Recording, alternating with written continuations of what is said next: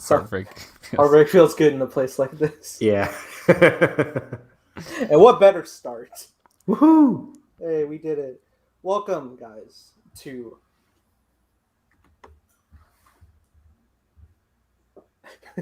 Oh, we're actually live. I thought we had a clip or something. I was waiting for something else. Yeah, I was. Oh, no, I was actually I'm working on like a IMAX counter intro Okay. idea. But welcome, guys, to episode number 56 of My Cup of Tea.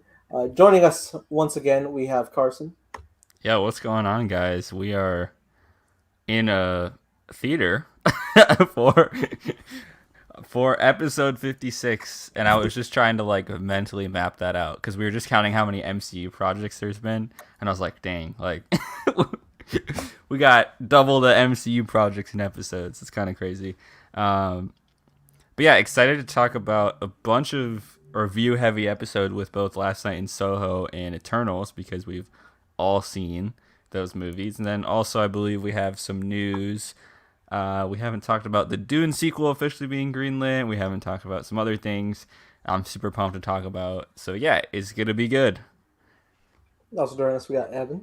Yeah, I'm hyped. I saw Eternals for the second time. I love to see Marvel movies mostly 2 times in a row. I see it Thursday, and then I go either Friday or Saturday just to see how much I really liked it or didn't like it. But yeah, this was I'll get away from my thoughts when we dive into it later on. But yeah, I'm excited. We haven't talked about movie news since our last podcast, which was, I think, did we talk about it after Dune came out? Because we did our Dune review. Mm-hmm. Last episode was the Dune review. Yeah. So we didn't even talk about the box office or anything, or the Dune sequel yet, like Carson said. So I'm excited to talk about that. Well, guys, finally happened. I watched the Frozen 2 documentary on Disney+. Yeah! Wow. Holy shit. Carson was not using any hyperbole. He's legit. Like, I was like watching, I was like, damn, this is hitting hard. Honestly, best Disney Plus project. I will say it. It's so good. Damn. Hold on, what if episode? What the hell? But, are you guys forgetting the masterpiece that is Loki? I feel like that just, you guys. Loki's phenomenal. Okay. Yeah. It's just like, as like a filmmaker nerd, this thing is like so much better than any behind the scenes thing they put out for any of the Marvel shows or any. But like I was like popping in the DVD and like, no, not the movie. I want the docs, man. Yeah. I can never bring myself to watch this, but I gotta watch it one of these days. I promise. It's literally like 20-minute episodes, and there's like 6 episodes. The first 3 are like 40 minutes. Oh, okay, never mind. The last 3 are 30 minutes. Still, it goes by. You can watch it at night. It's so emotionally investing because like there's so many like roadblocks to hit, and you're just like, oh my god, how the fuck are we gonna figure out? Dude, how are we gonna finish the movie? Yeah, and it's like, like we're 30% animated and we got 100 days left. Yeah, so much, like, whatever it was. Fucking like 6 months to premiere. The trailer's dropping and they're like, fuck. Yeah, of course, like, oh, we're in it now. The test screening after test screening, like, oh my god. Oh, it's so good. It really does make you appreciate it. And I'm just like, I'm ready to rewatch Frozen 2 now, man. I already liked it, but I'm like, damn, now I just really love it. Wow. Yeah, I only saw Frozen 2 once. I wasn't like too thrilled about Frozen 2. I thought it was really good, but just never went back to watch it. So I wasn't really excited to watch the documentary, but Carson keeps talking about it every other podcast. So Carson, do you know how rewarding it was to watch? Like, like they got to the premiere date finally. Like, after all that struggle, and then it's just all the reports that Frozen 2, the highest grossing animated film of all time. Like, we're like, we made it. It's even more rewarding. I know it's fucking like Disney, like they have like the fucking worry of the world, but like it's like when it's the personal like creators like going through that journey, and it's like, we fucking smashed it out of the park. That's so cool. Is it still the highest grossing animated movie? Yeah. I'm looking at it. It was only 2019. I thought it was Incredibles 2. No, Frozen did $1.445 billion at the box office. 1.4? Frozen 2? Yeah. Yeah. I think Incredibles 2 beat it domestically, I'm pretty sure. Because Frozen 2 did $477 million domestically. Let's see what Incredibles did. Back when movies can make over $100 million domestically. Right. Oh, I miss it. Bring it back. 400. Incredibles did $1.2 billion worldwide, but did 608 domestic. So that's where it came down to that international appeal. Wow, interesting. Frozen 2. Kudos. All right, but talk about your fucking sand movie. Yeah. Yeah. So our Dune 2 is coming out October 20th, 2023. Boom, which is great news. This is exactly where we thought, especially Carson, where we thought the movie would go, which is great because, like, every year after 2021 is going to be inundated with DC, Star Wars, Avatar, Paw Patrol, and Paw Patrol too. Of course, so much competition that, like, where could Dune go? Where it can make like similar amounts of success that it had this time around, and 2023 looks like a great, or October 20th, 2023 looks like a great time to do it, which is exciting. I'm super thrilled. I think this one's gonna make even more than the first one, especially without the pandemic. Hopefully by then, it can only go up from here. I'm excited. And Carson, as somebody who's read the book, we should be getting casting next year for a number of different characters, which is probably the most exciting part. Because I remember just the thrill of seeing all the casting for the first Dune, where we got Timothée Chalamet, then Zendaya, then Josh Brolin, then Dave Bautista, then Rebecca Ferguson, Oscar Isaac. People are going crazy every day with the new Dune casting. So I can only imagine how it's going to be in 2022 when we get all the casting and the filming is going to start. I'm so excited. Jason Momoa.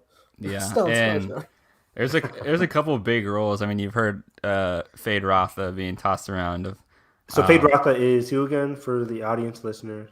He is Raban's brother, and basically who's Raban for the listener? Dave Bautista's brother. Okay. So the Baron's like other nephew, I think. I heard someone on Twitter compare him to like an equivalent to Paul.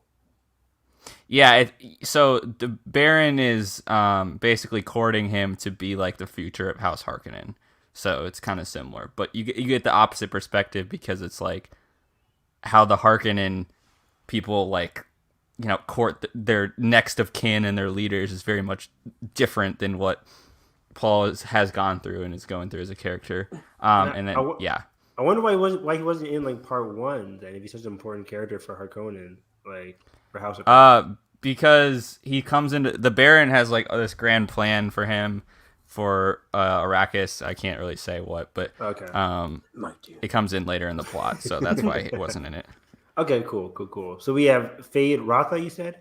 Yeah, and then we'll also another big casting will be the Emperor himself, the Emperor of the Galaxy, essentially. Okay. Which some people have been throwing around. Ian McDiarmid probably coming back. Or Mahershala Ali. I would love to see him play the Emperor. That would be if Mahershala Ali and Denis So that gives me Alita vibes. Dude, fans are starting to remember. Yeah, that was a movie. Everyone uses his image of in Alita for like Blade mock-ups. Of course. Yeah. But it's crazy. It's because so there's a couple big roles that will be cast, and then Mahershala as the Emperor would be nice. I could see him. And is the Emperor? I assume he's somebody we'll stick with in a long time for this series, right? Yeah, he's a big player. So, man, and we'll talk about him, of course, later on in the video here.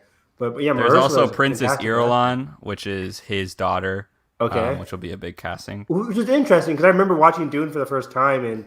Paul in the third act was just like, oh yeah, I'll go to the Emperor and I'll marry his daughter. Mm-hmm. I was like, where did this come from? Like, whoa, like, because I went into the movie thinking like, oh, he's gonna get with Zendaya's character Chani, and then they'll have kids or whatever. That'll be like the romance of this series. But is there gonna be a romance between him and the Emperor's daughter? Like, don't say anything. But I can't say anything to either of those comments. But I will say that it's interesting because.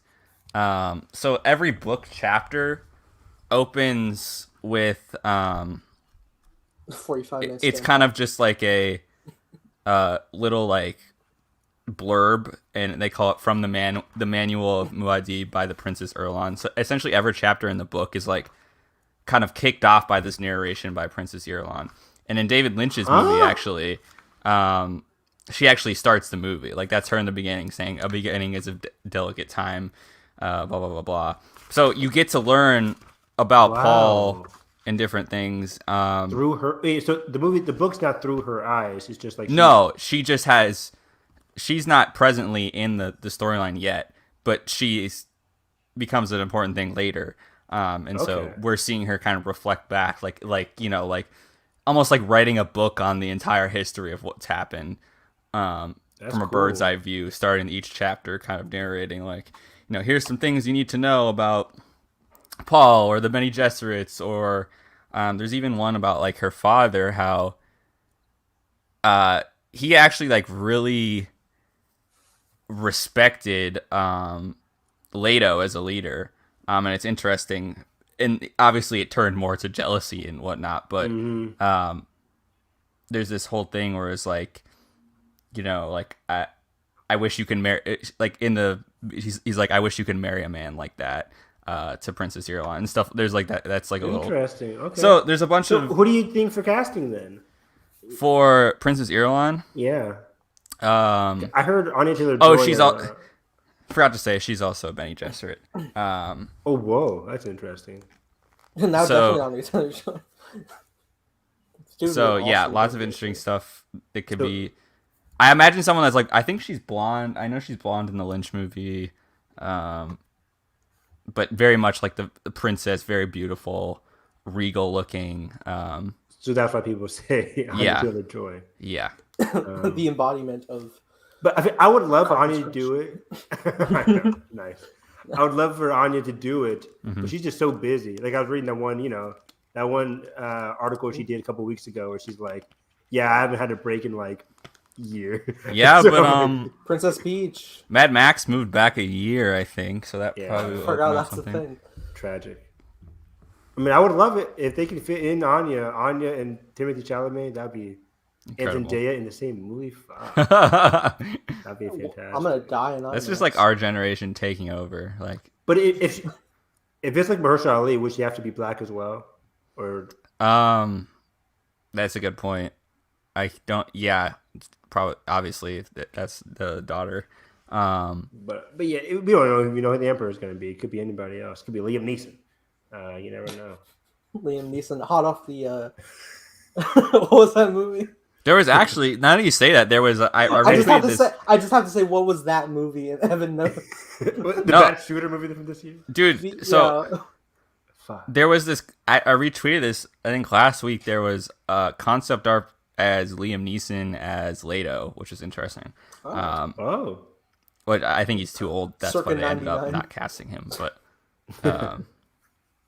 anyways, it was just cool to see him as dressed up as Leto. The Emperor, the Emperor's daughter, and then Fade. And Fade, who could be like Barry Keoghan. I heard rumors about that. Yeah, I would love that. Is it Keoghan and Keegan? I don't know. I can't. Yeah, Keegan Michael Irish. Because he's like Irish or Welsh. Yeah. Like that. Yeah. Yeah, I would love if Barry's in it too. That'd be awesome. Man, I just can't wait. I know Denis never fails for casting. Like he's casted. All of his movies so far have had fantastic casting. Ana de Armas for Dune. Let's go. Shit, that'd be great as well. Yeah. And we had to cast. We had to cast the baby that Jessica's gonna have. The sandworm. I'm kidding. No, we had to cast. The baby of Jessica that Paul somehow saw in the future, which was crazy. Yeah. How old is she supposed to be in the next part? She's like. How much of a time skip are we getting this year? Are we getting a 5-year time skip? What 5-year-old? 3 or 4? I can't remember how old she is. Let me look. How long are they on this desert planet? So are we having a time skip at the beginning of the next movie, or how does it work? No, we're still going to continue. Okay, never mind. Aaliyah's 2 in the second half of Dune. So there's a small time skip. Isn't she older in Lynch's version? Probably. So we need to cast a 2-year-old. Got it. They'll probably age her up What a little. actors do we know? I wish I could tell you about Aaliyah, but I can't say anything that's not spoilery because Just it gives. ages quickly or something. But McKenna Grace, can she play it too? Daphne Keane. Daphne Keane, all of the young famous actors. So I think we'll be continuing along, and then at some point there will be like a 2-year time skip. Cool. Gotcha. Or Is that spoiler? no. Okay. But yeah, The 60s is spoiler. I think I forget the release dates and stuff, but I think like October 20th is a perfect time for Dune. It's not too crowded. Seems like it would do well. Denis could get another record on his record book in terms of highest grossing movie.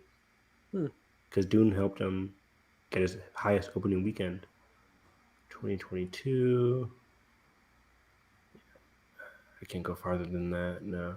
Yeah, I don't know what's coming out in 2023, but it should be good. Is Children of Dune the third book? Yeah. But after this will be Dune Messiah, don't forget. Yeah. Right.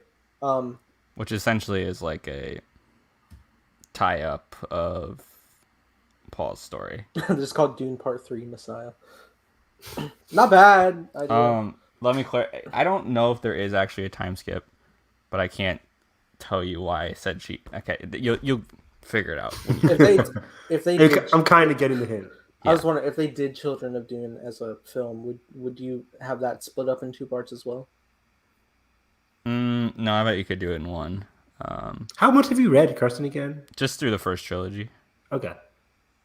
And there's 6 books of Frank Herbert's original. How much have you read, Nathan? Just kidding, you don't read.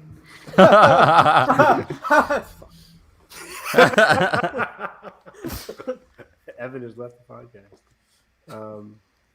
I mean, I won't be opposed to it being 2 movies, of course, but I feel like after this trilogy, I don't know what they would do because Denis has like hinted, like, yeah, I don't know about Children of Dune because it gets too crazy. The trilogy that is the first 2 books, it's getting confusing. I would say Children of Dune is. I mean, I think Dune Messiah is harder to adapt than Children of Dune. Honestly, is Dune Messiah Dune... and Children of Dune? Dune Messiah is gonna. I don't know. It's gonna be so interesting. I can't wait to like talk about it with you guys because people say it's gonna be dark. Oh yeah, it's there's a lot. Ain't it all? It would be like as dark as The Empire Strikes Back. Speaking of dark, I walked into like the last IMAX showing of Dune right before my Eternals. This like it was the end sequence where Jessica and Paula run away from the sandworm. The screen was so fucking dark. I was like, "Is it supposed to be that dark?" I was just like chilling. Well, maybe it was the angle you were watching it at.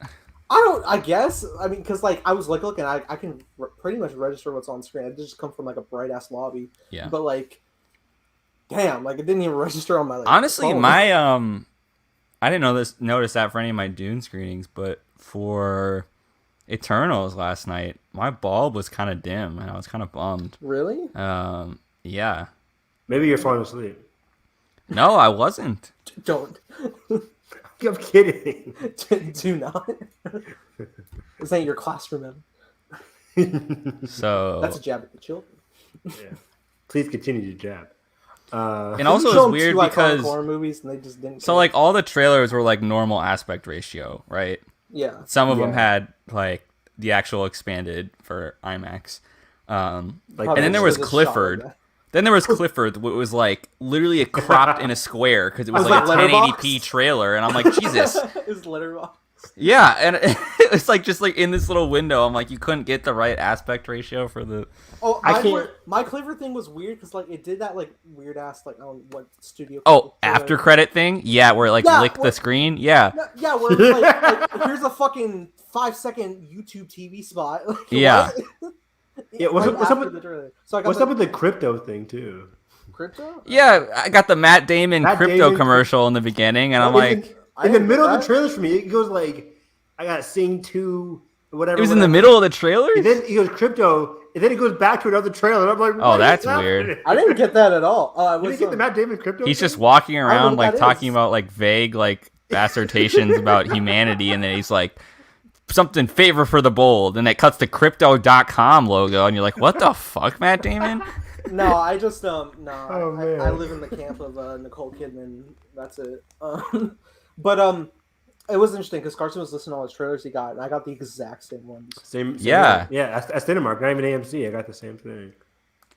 Yeah. Which none of us got No Way Home, which is weird. We got Morbius, but not No Way Home, and I'm like, why? You have a specially formatted IMAX trailer. Why not? It scares me a little bit. Why would you No Way not Home shot in IMAX? Yes. There's definitely. I've seen a trailer formatted for IMAX. No Way Home is shot in IMAX? Some sequences, I think. At least with sequences, but like the whole trailer. Okay, John Watts. Okay. The whole trailer is expanded. It's been released online.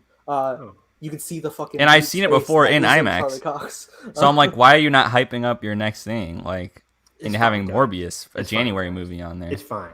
I mean, it's probably because who needs more help? No Way Home or Morbius? Yeah, that's what I'm saying. I know, but you got families in there who are like probably wondering what the next Marvel movie is. Like, I'm pretty sure by December they'll figure out Spider-Man is coming. It's November 6th. We got a month till the movie comes out. I had No Way Home trailers for every trailer besides this one. Like, they're gonna put it back on. Dune, No Way Home. Before that, No Way Home. Before that, No Way Home. They're putting a Spidey trailer right back on as soon as Ghostbusters comes out. Yeah, I know. It's just baffling to me because this will be the biggest weekend at the movies until No Way Home comes out. There's nothing that will surpass this many people, this much foot traffic. They're fine. I'm just saying it's a little weird. What did Spider-Man initially debut with? Like, some people had Shang-Chi. First Shang-Chi had it, I think. But then, like, what was the next? Venom came out. That's right. Mm-hmm. Venom did well. Led Zeppelin. Ocean. It was definitely in front of Venom. Our mantra. Well, speaking of Morbius, there was a new trailer. Yeah. By the way, so for this new trailer, did they take away the word echolocation and put it in Bat Radar? I don't know. They say that on the internet trailer too. Like, he says, like, I've learned new things, strength, flight, and. Oh, is it like dubbed in? I don't know if they erased the echolocation part because it's the same thing from the first trailer where he says, "I've learned echolocation." Oh, really? He says echolocation in the first trailer. In the first trailer, he says echolocation. I remember that. And then in this one, he says Bat Radar. I was like, did they dumb it down for people? This is the fucking symbiote conspiracy from the Venom trailer of like, they changed it. I think they changed it to Bat Radar. Like, why Bat Radar? I like echolocation. Who doesn't know what echolocation is? You know what, though? Because my man's the Joker. You know what? I like this trailer. Let's watch it. Are we really? Yes, we're gonna watch it because I wasn't about to go that far, but I thought we could just. Well, because you got the fucking spider bitch here who has to. No, we don't have. No. We have 2 movies to review. We do not have time to talk about Oscorp logos. We do. Come on, and then I'll save you guys by watching the Lightyear trailer. We don't need to watch that one either. It's a fine. They're good trailers. It's not fun. I mean, Lightyear's great, but Carson, you're leaving for like a 10-minute drive. You can. Oh God forbid. Let's use up his internet before he leaves. Oh my gosh. Oh man. Okay, now you gotta get this. If I just watched this fucking Morbius trailer again. I just watched it twice, 2 days in a row. Evan, I spared you from the Uncharted trailer. You're giving me the Morbius trailer. You're right. That Uncharted trailer is just bad. It is so bad. It's just bad. It's good. I'm indifferent. I'm still playing the games. I'm on Uncharted 3. I finished Uncharted. Pass me. I am. Evan's gonna play on brutal mode and still pass me. Uncharted 2 on brutal was pretty fine. I didn't die too much. Oh my god, this looks really cool with the fucking theater background. Oh, does it? Yeah. Oh, that is pretty dope. Watch when I go full screen. We should play the crypto trailer now. Thank you for skipping. Hey. My mom was like, The Martian, guys. I'm like, oh boy. The Martian. Is there no annotations? Okay, well, I guess we get annotations. It's fine. I need to see what he says. I'm a Doctor Strange. You need a doctor? I am a doctor. I am Gucci. I am Gucci. I've been to Gucci all my life. I don't consider myself an ethical person. Fucking playing xylophones on his spine. to find a cure.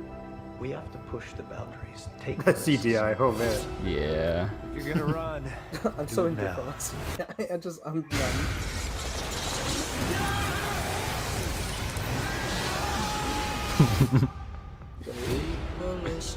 I like the music, man.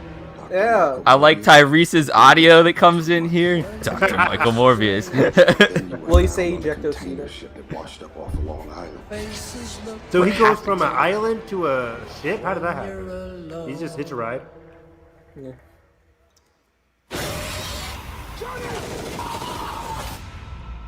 What did you do to yourself, Doctor? I wish I knew. What did you do? What will you become? I went from dying to being more alive than ever. Who's the actress here? Not exactly. Is it? Increased strength and speed. Wait. Some form of bat radar. That radar. Bat What Radar. else can I do? Where's the equivocation? All right. it's a cool looking effect, but also We I like flying. it. This is pretty cool. There are limits. Oscorp. From the Amazing There's something Spider-Man. inside of me. Who wants to hunt and consume blood? Michael. That's a cool shot. I I do really like like. that. I like the look. Morbius look. You So. control it. Love him. Half the city wants to kill you. That's like the first step there.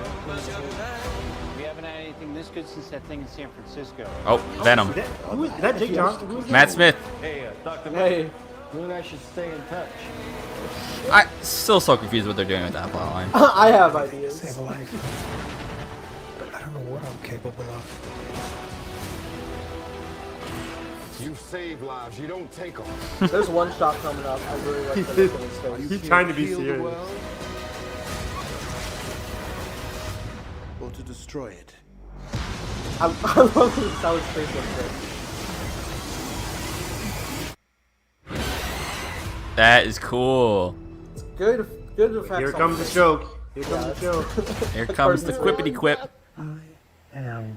I'm just kidding. It's Dr. Michael Morbius at your service. Let me. Okay. It kind of's in character though. Like I have two things to say on that. One, it cuts like off way too fast. I And know. two, like I know what he said, but I am always concerned nobody will understand what he says because it sounds so weird the way he says. Like I can Yeah. barely make out. Hey, what I he's think saying. nobody laughs when it happens, even though they're trying to laugh. I mean, People trying laughed to in make it my a joke. audience. A few people. Really? Yeah, Yeah. I saw it twice now in front of Eternals, and nobody got it.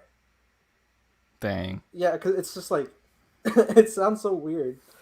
They're like, that looks weird, and it always comes on like right after Gucci. So you see Well, nobody it. knows it's Jared Leto in that. That's a good point. Yeah. I could tell, but yeah. So, what do you want to talk about with Morbius here, Nathan? Oh my god, they got the Dancing Bugle logo and the fucking Oscar. Okay, seriously. Yeah, I'm not gonna put too much weight in the basket of like, oh, it's the fucking Amazing Spider-Man Oscorp logo or the Tobey Maguire and Venomverse Daily Bugle with the Tobey Maguire fucking Spider-Man on the wall with the MCU murderer thing over with Vulture there. How I'm really like taking it is like when it's just like the like old school Spider-Man stuff, it's just like property designs they already have that they can plug in. I agree. Yeah. And that makes sense. However, when it comes to like stuff like Vulture, I think we're seeing a bit of fucking Sony showing too much, and there is going to be a point where, like with the spoilers for Venom with Every Carnage, like the end credit scene, we're gonna have a point where Morbius also shifts in with the MCU and is also going to be, whether that's in the end of the movie or the end credit scene itself, I think Sony has simply shown too much, and we're seeing that point. But then it gets me confused because I'm like, if you wanted to do some like villain team up against Spidey, and we're already getting a Sinister Six in that's presumably not going to have Keaton, is this just going to be a separate deal in a separate Spider-Man movie where all of them come together? Yeah, so right now, how it's looking, from what I'm hearing for No Way Home, they're only having 5 villains. Awkward. Not There's 6. no way they don't do 6. If they're already doing that, they... Oh, and I would love it. I would love like a surprise. Mysterio is or something. 100% coming back. Why? Not. Why not? But there's no way Jake Gyllenhaal's coming back for No Way Home. I'm just telling you guys what I'm hearing. But side thing, I know Sony is also still looking to do an actual like Sinister Six project, like built out of like Tom's own villains, which would be great. To actually explore that with him, because you have like a lot of like Tom has villains. Fucking Boba has the theme. But then, see, that you say that, Nathan, that sounds great, but none of these villains that they've established here, because they've been having to dance around Tom's Spider-Man, have been established as foes explicitly against him in the classic, like, Spider-Man, like, between Michael and Peter, and... Yeah. They haven't. Morbius hasn't, and Venom hasn't yet. We know Venom and Spider-Man are going to meet coming up soon. However, Vulture has. They did set up Scorpion for an end credit to come. Right. Fucking Mysterio's still around, which I think that's. But then it's like, having just watched the animated show, it's like, how do you do Michael, Morbius, and Peter kind of interacting when Jared Leto's not a college student? And like, you know what I mean? Like, I don't know how far you've gotten in the show, but there has been instances where Morbius has helped Peter, with stuff, especially when he goes through the fucking spider mutation arc. Yeah, I watched that arc. Okay. And doesn't he? I thought he just tried to go like steal his tech or something. I can't remember. But yeah, Morbius has been like good and evil. So you're saying I'm pretty sure Morbius's blood itself actually has like healing properties with it. Oh, but are you saying for Sinister Six eventually they're going to do like a Morbius and Venom and Vulture like movie?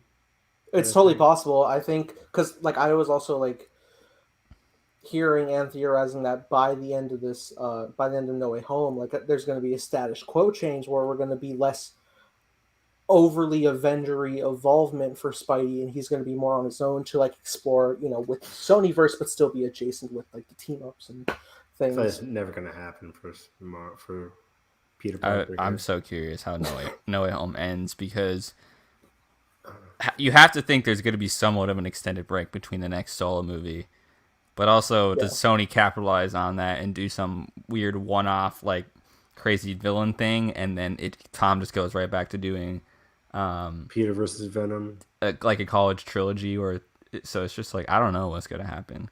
There's a lot of possibilities for a fresh start with the college trilogy. With like new traditional characters, especially if they go the route that people are expecting with the whole. He will get the whole everybody loses his memory, their memory of who he is. Like if they all forget like who Peter is, like that Peter Spider-Man, that would be an easy slam dunk start for your college trilogy.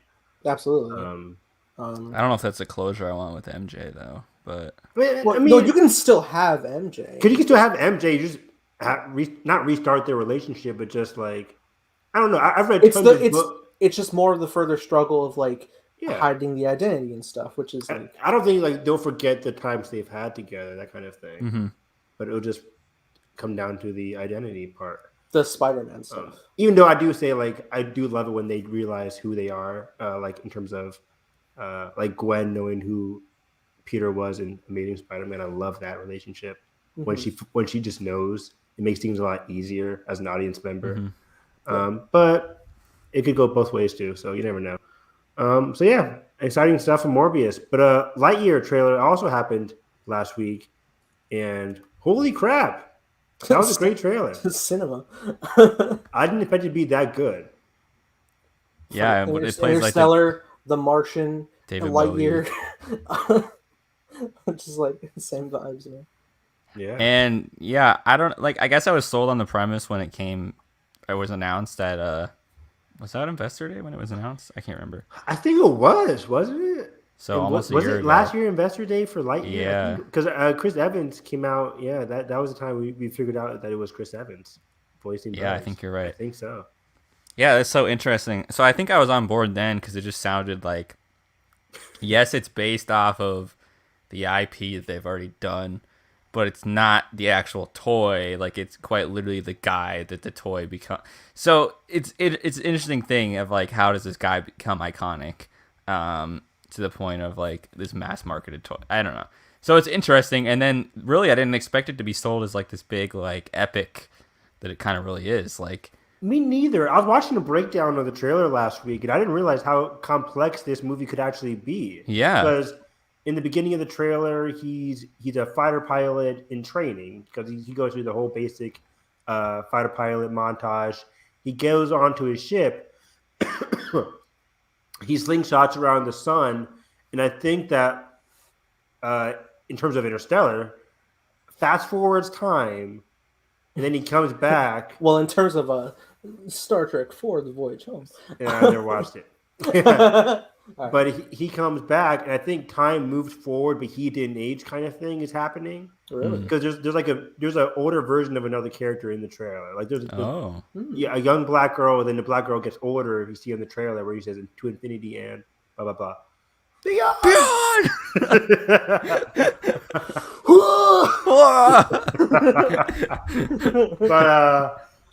But there's an older version of a certain character in the trailer, and I think it's a thing where.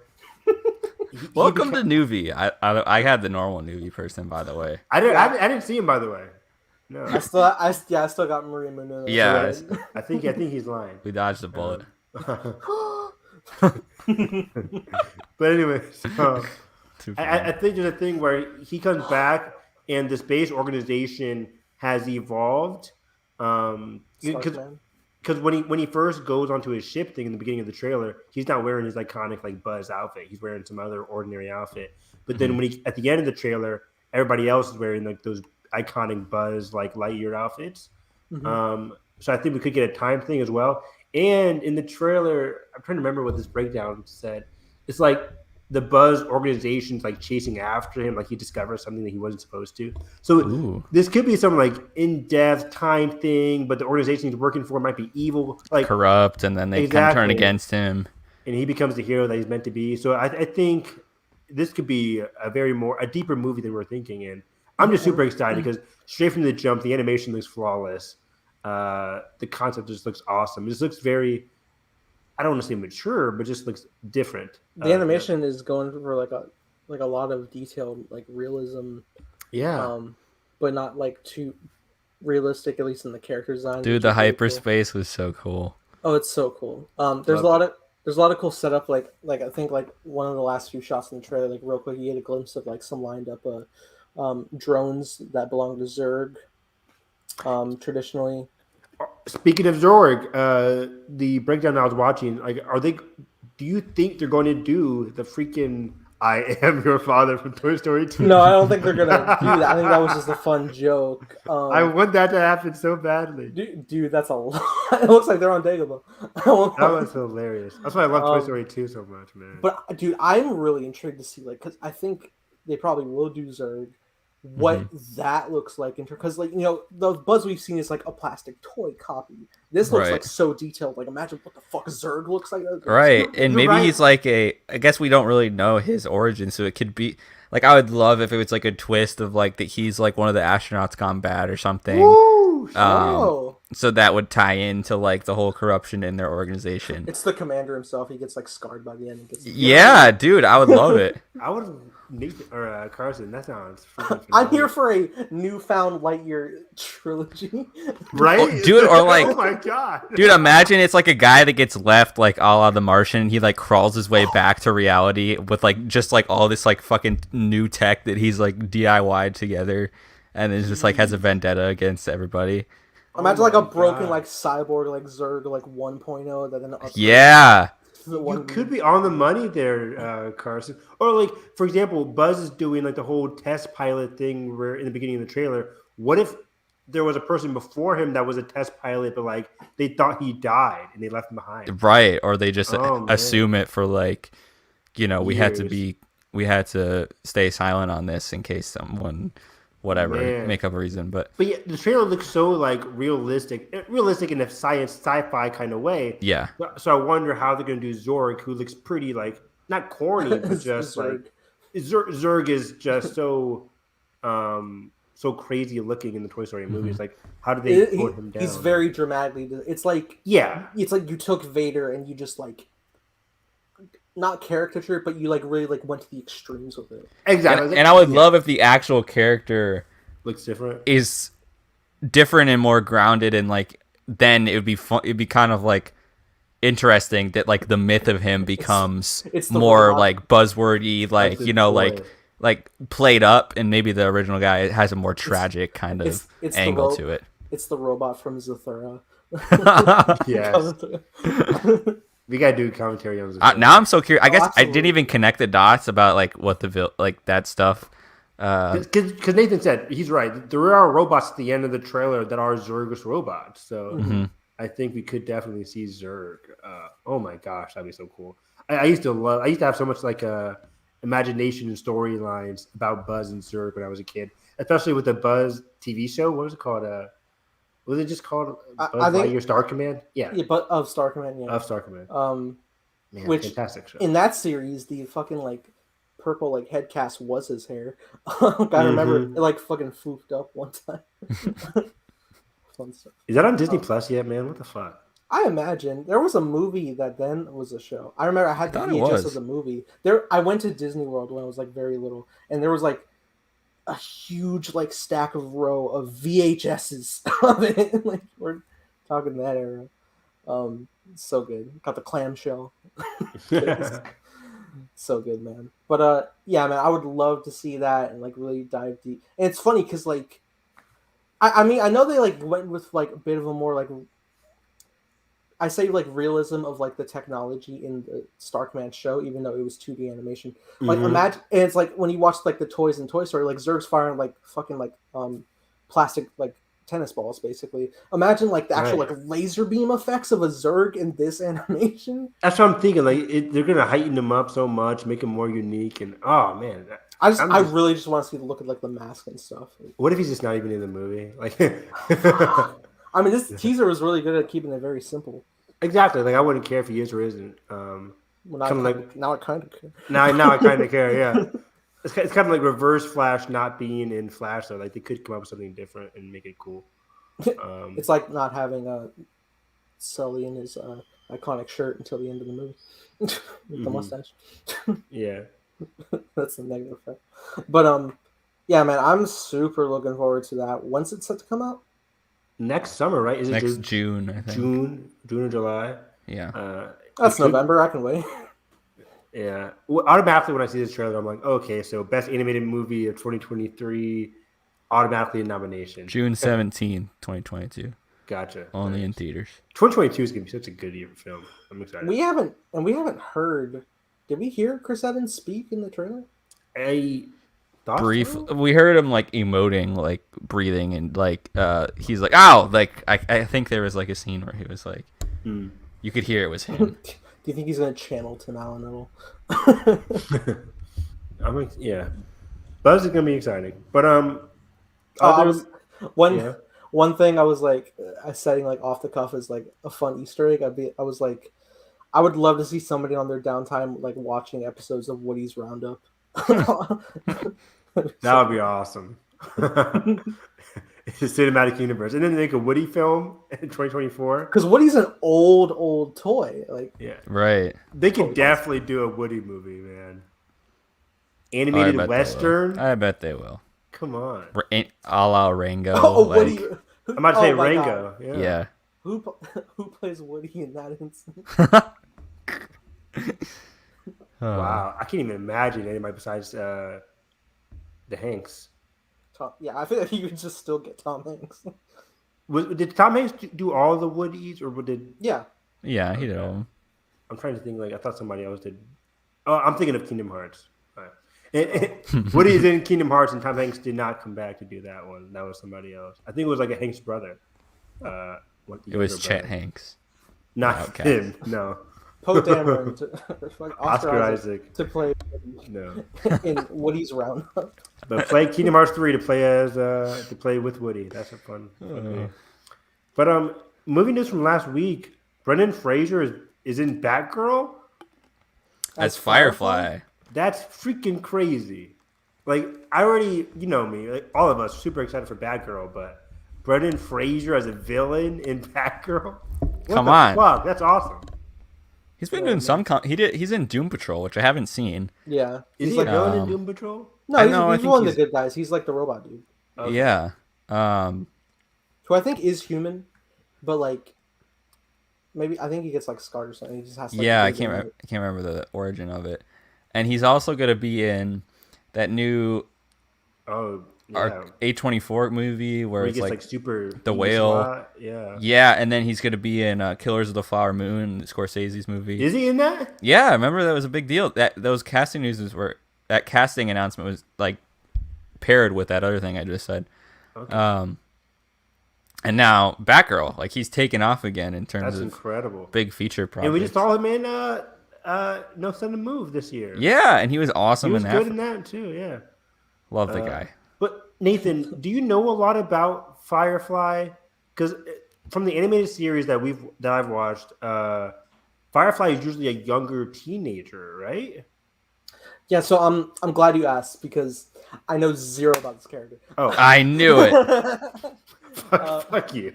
I'm sorry. I felt that. That was great. I do have the DC. I do have like a free month of DC Universe Infinite to read any comic. So why? How someone had a free code? I was like, all right. I could finally read the Long Halloween, even though I just watched it on HBO Max. You should. Good. Yeah, Firefly. So the Batman, not Batman animated series, but the Batman animated series. There's a character of Firefly who comes around a lot, and he's like a younger guy who just raised the city with his flamethrower. I think he's in the animated series, the original animated series, 1990s. I think Firefly is in that. But yeah, usually I picture like a younger character. I don't picture an older guy like Brendan Fraser. But Firefly was a Batgirl villain, and that's been in the comic books. So that's exciting to watch. But yeah, that seems like a very cool villain to use for a first movie, because having Batgirl go against Firefly makes it gives you a lot more opportunities to showcase a lot of Batgirl's abilities. Because just imagine her flying around the city against Firefly with a glider, or using like why the fuck is this only on HBO Max? I know, right? You have Leslie Grace, now you have Brendan Fraser. Like, this is definitely J.K. Simmons. Like, bring this into theaters. Like, come on. Yeah, I can't wait to do that. Yay, the cat. Carson, look before she leaves. Carson's like, no, thank you. Fuck them kids. Fuck them kids. What were you saying? Sorry, Kelly was talking. Oh, hi, Selena. She heard Batgirl and was called. Came back in, yeah. This is so Kyle, so hey. He's like, what is going on here? It's like a shadow on the ceiling. That's what Moon does all the time. He's like, oh my god. Revolutionary. But yeah, that's pretty much it for Batgirl though. But just got me even more excited. Is Batgirl coming out 2023 by the looks of it? I think it's the first of the HBO Max projects to shoot. I wonder if we're gonna get two of those things in the same year: Batgirl and like a Static Shock, or Batgirl and Blue Beetle. Blue Beetle. Mm-hmm. It seems like Blue Beetle and Batgirl could come out in the same year. I rewatched In the Heights yesterday. And Leslie Grace is fantastic. Yes, I was showing Katie it for the first time. Finally, I was trying forever to get her to watch it. In the Heights is so fucking good. Tell that to Katie, goddammit. She didn't like it? She didn't like it? I wasn't that impressed. Oh, okay. I'm so fucking mad. And then she was like, now I need to... She was like, all right, my turn. And then we watched Hairspray from 2007. I never saw Hairspray. Hairspray is fucking a bop, dude. It's pretty fun. I don't know. Have I seen it? I feel like I've seen it on TV. I remember like seeing bits and pieces on TV, but I never I always sat down to watch it. Yeah, I always got out of the room because it just looked pretty bad to me. But people liked it. It was a huge thing. Yeah, 91% Rotten Tomatoes. Mm-hmm. Dang. Other movie news: casting. Ana de Armas leading the John Wick spinoff, Ballerina. when I read that show note, it just said JW. I was like, it's a fucking Jurassic World spinoff with Ana de Armas. Is this the same thing that Mel Gibson was just cast in? No, Mel Gibson was cast in a Continental TV show. Okay, that's different. Yeah, that was a TV show. This is a movie. Oh, this is a movie. Okay. Yeah, it's film. Okay. I guess. Yeah. I'm excited for You thought this. she could do her own TV show? No, I don't know what. I get confused because the Continental was like 3 different things before it finally just decided to be a TV show. Yeah. Wasn't that like announced back like around John Wick 2? It was gonna be like a 3-part like movie thing or limited series. I think it was gonna be like an HBO series or something. Yeah, and then it got shifted. Who gets John Wick the series? Like, where's that screen? TNT. Yeah, it's pretty bad. I think the Continental is going to be, I think, Showtime. Yeah, Showtime, TNT, one of those channels, maybe AMC. Home of Dexter and. But with Mel Gibson attached, and I don't know, it just doesn't seem that interesting. But the Ballerina, Ana de Armas, I remember saying this after I saw No Time to Die. I was like, give Ana de Armas either a spin-off in the James Bond universe using her character. I forget her name now in the movie.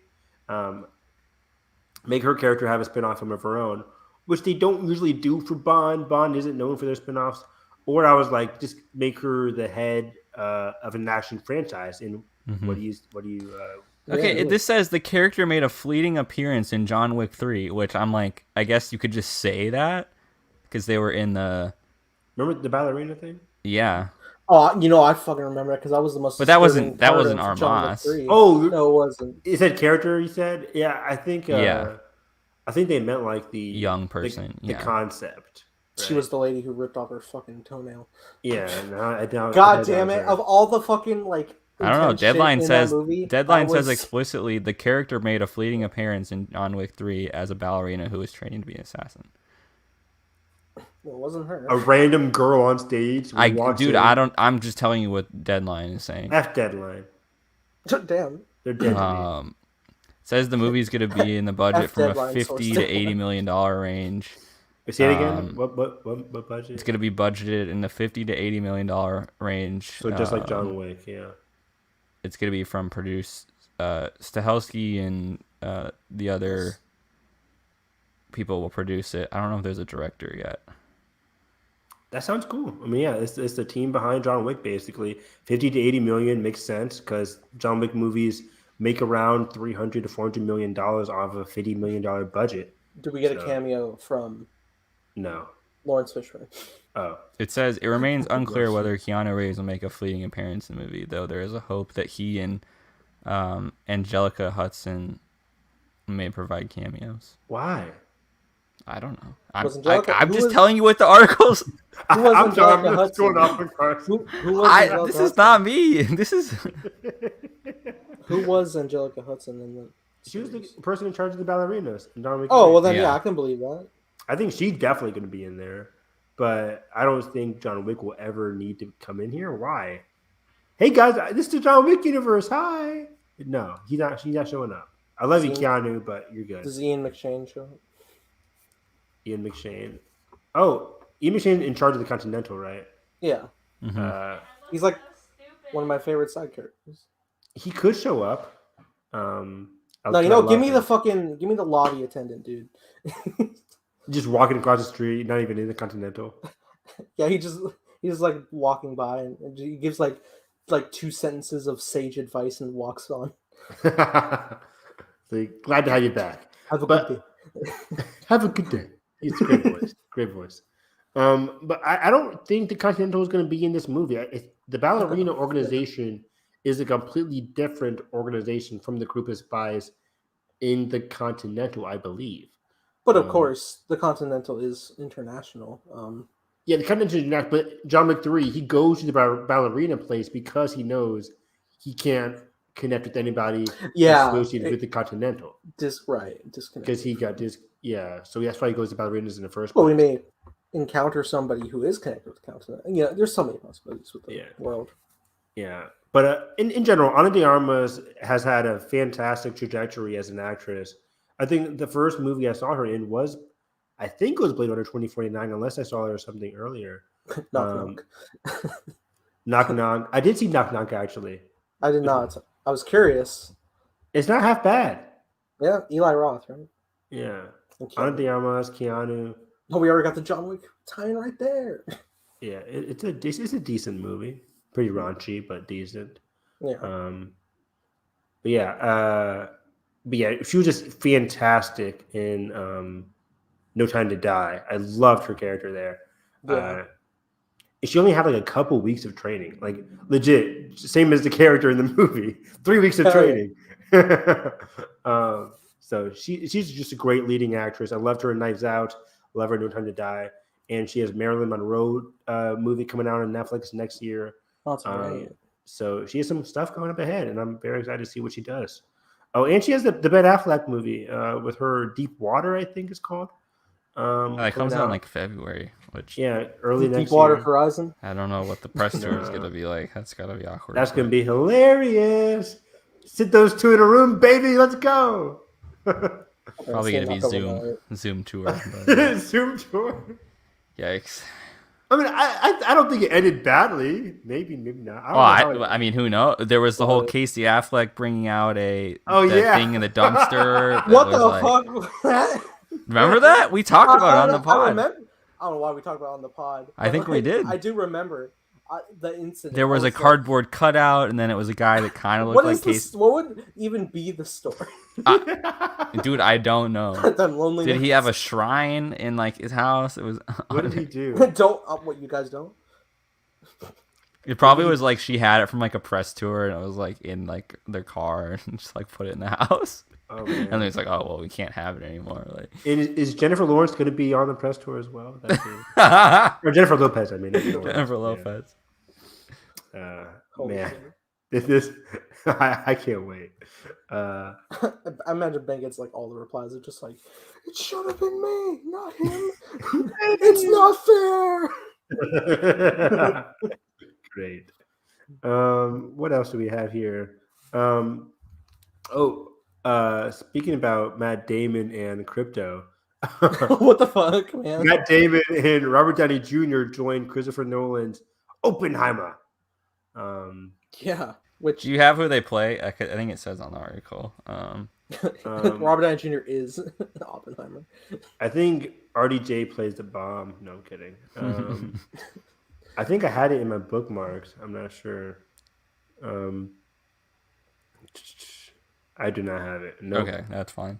It's fine. But I think off of the cuff of my memory, Damon plays like one of the generals, I think, from the... Yeah, and then RDJ is like some scientist or some... Maybe. RDJ's a scientist? I don't know. Okay, I'll look it up. I'll look it up. Thank you, Carson. Make yourself useful. I'm kidding. But yeah, just the thought of having RDJ and Damon in Oppenheimer sounds fascinating to me off the cuff because great actors. RDJ didn't do so well after the Avengers movies. He did The Judge? He tried doing The Judge, which really didn't work out that well. I want to watch The Judge. It's not good. To you. Yeah. You're a very mixed bag with what I like. About? With what I like. About? I like whatever you like, Nathan. What are you talking about? Yeah, you love Godzilla vs. Kong. Wait, so who's in this movie now? So it's that's what I was like looking Cillian at. Murphy, Emily Blunt. Oh, Cillian Murphy is in it. I was wondering. Yeah. Is he Yeah, he's confirmed. Yeah, he's confirmed. Emily Blunt's in talks. She's the wife. And then this is the newest casting announcement. Yeah, so Emily Blunt playing the wife. IMDb has Cillian Murphy as Oppenheimer. Yeah. Okay. She's the wife of Oppenheimer. Hell yeah. Louis Strauss is who RDJ is said to be. Okay, who's the guy that does? Strauss. I'm kidding. No idea who he is. What do you teach? Nathan. No, hold on. Who's the guy? You social studies. So I know every freaking general in World War II. Who's the guy that He's a writes the general. Hollywood Reporter Heat Vision? Right? Justin Kroll. No. Family bonus part is Cyclops Heat Vision. I literally follow this guy. I'm blanking on the fucking James Marsden. Are you talking about the reporter, Carson? Yeah. Why did you bring up Cyclops? Because he said heat vision. I got excited. The newsletter is called Heat Vision Hi, Sheeran. on Hollywood Reporter. I'll go find It's that it. young cast, man. So good. Nathan, what are you even talking about? X-Men. Jesus. When's the fucking Fox versus? I talked about Cyclops, and then you talked about James Marsden, and then you talked about X-Men. It got crazy. Ty Sheridan, poor guy. Poor guy. He'll be I don't know why I said that. Was Voyagers any good? Yeah, I don't know any other reporter besides Boris Justin. Kitt. Boris Kitt, guys. Okay. Oh! That guy. Yeah, sure. Okay, he tweeted out who they are. I'm going to his Twitter right now. Okay. Do your sleuthing. Meanwhile, yeah, so RDJ, I think Damon fits in a Nolan movie. He was in Interstellar, for God's sake. Wait, Carson, are you still driving? Yeah, Kelly's delaying. She's getting ready. You know how girls get ready. Yeah, it's a whole deal. Whole thing. That's sexy. Is it though? Where is this? Did we just lose our sponsor? This podcast on thin Okay, ice. here it is. Here it is. 6 episodes finale. Blunt is playing Kitty Oppenheimer, Oppenheimer's alcoholic wife. Damon will play Lieutenant General Leslie Groves, the director of the Manhattan Project. That was Damon, right? Yeah, Okay. Okay. that's what Boris Kitt. And does he live in Manhattan? Oh my God. Come on. I had to. Come on. Does he live in the projects? Oh, wow. Kelly's going to goth night or something. I don't I was know. like, wasn't Halloween last week? Carson has a goth girlfriend. It was like some rock concert thing. I don't know. Oh, cool. No, it's emo night. It's emo night. I don't know. Emo What is night. Oh, I got stars too. You do? Oh. I Do added. you what the look college fine. kids do these days? Okay, well, we're going. If you're ready. Okay. I will be back in 10 minutes. Put it on the clock. Well, I don't know. So I guess you can do the rest of the news and then we can do reviews. Yeah, by the time you get back, we'll be at Eternals, probably. Or so we'll do Soho first, then Eternals. This Okay. turns into the 3-hour Ghost Shizima. Ghost of Tsushima breakdown spoiler review. So another talk on Ellie's Last of Us journey. Okay, I'll be back. See you later, guys. Peace out. Yeah, RDJ, RDJ and Damon and Cillian Murphy and Emily Blunt. It's a great cast. Do you think Oppenheimer is going to be just like a drama from Nolan? Nolan doesn't usually do that. It feels like, I mean, No one doesn't I mean, I don't know. Dunkirk was he's like really good at like injecting serious drama in like the blockbuster scale. yeah. Dunkirk was like different because it was like a war movie and that made sense. But this one, I don't know how. I don't know. It just seems like a very basic drama to me, like a guy who made the nuclear bomb. Yeah, I mean it's like the only thing I can compare it to is Dunkirk because it is very biopic-esque. Yeah. Hopefully, I like it more than Dunkirk. Really. Will Tom Hardy fly around for 3 hours and do nothing the entire time? He didn't do nothing. It got suspenseful, didn't he? Like his gas gauge broke, so he didn't know how long he had. Oh no! It's like me when I'm running out of gas. Yeah, very fun. I won't drive. It was funny. When I was driving last week and I had like 6 miles left, I'm like, oh my gosh, can I make it? I'm like, can I make it? Can I make it? It was scary. I made it.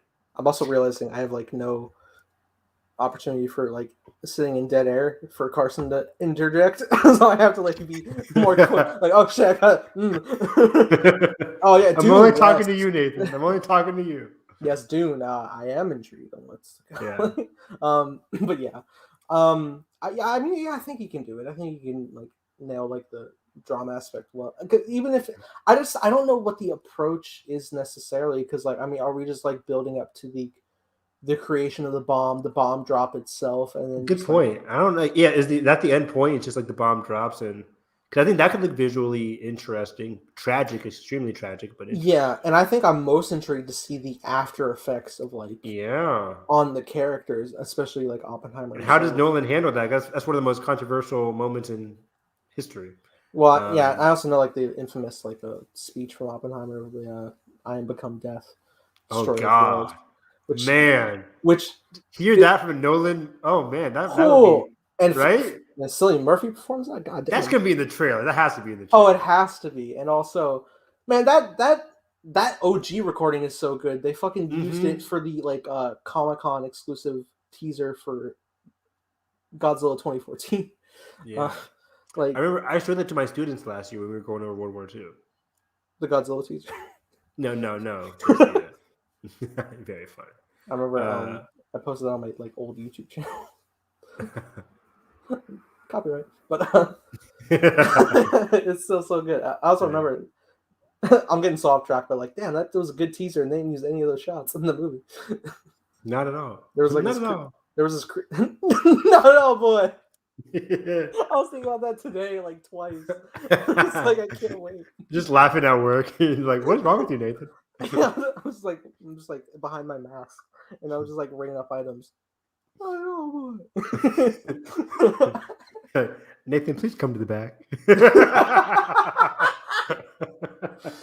Oh God damn it! It's just you gotta stop with the fucking SpongeBob references, my guy. You're like, okay. Apart, yeah. hate the pill. Casting. Oh, an interesting casting. The last two things here.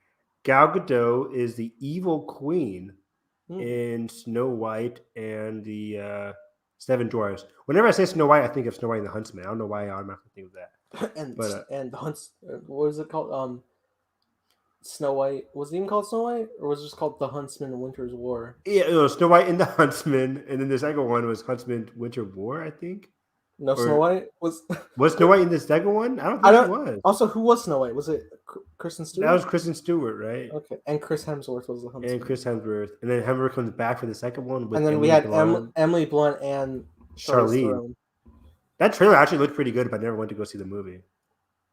I don't know if I did this rant. I don't think I did, but and there's not that much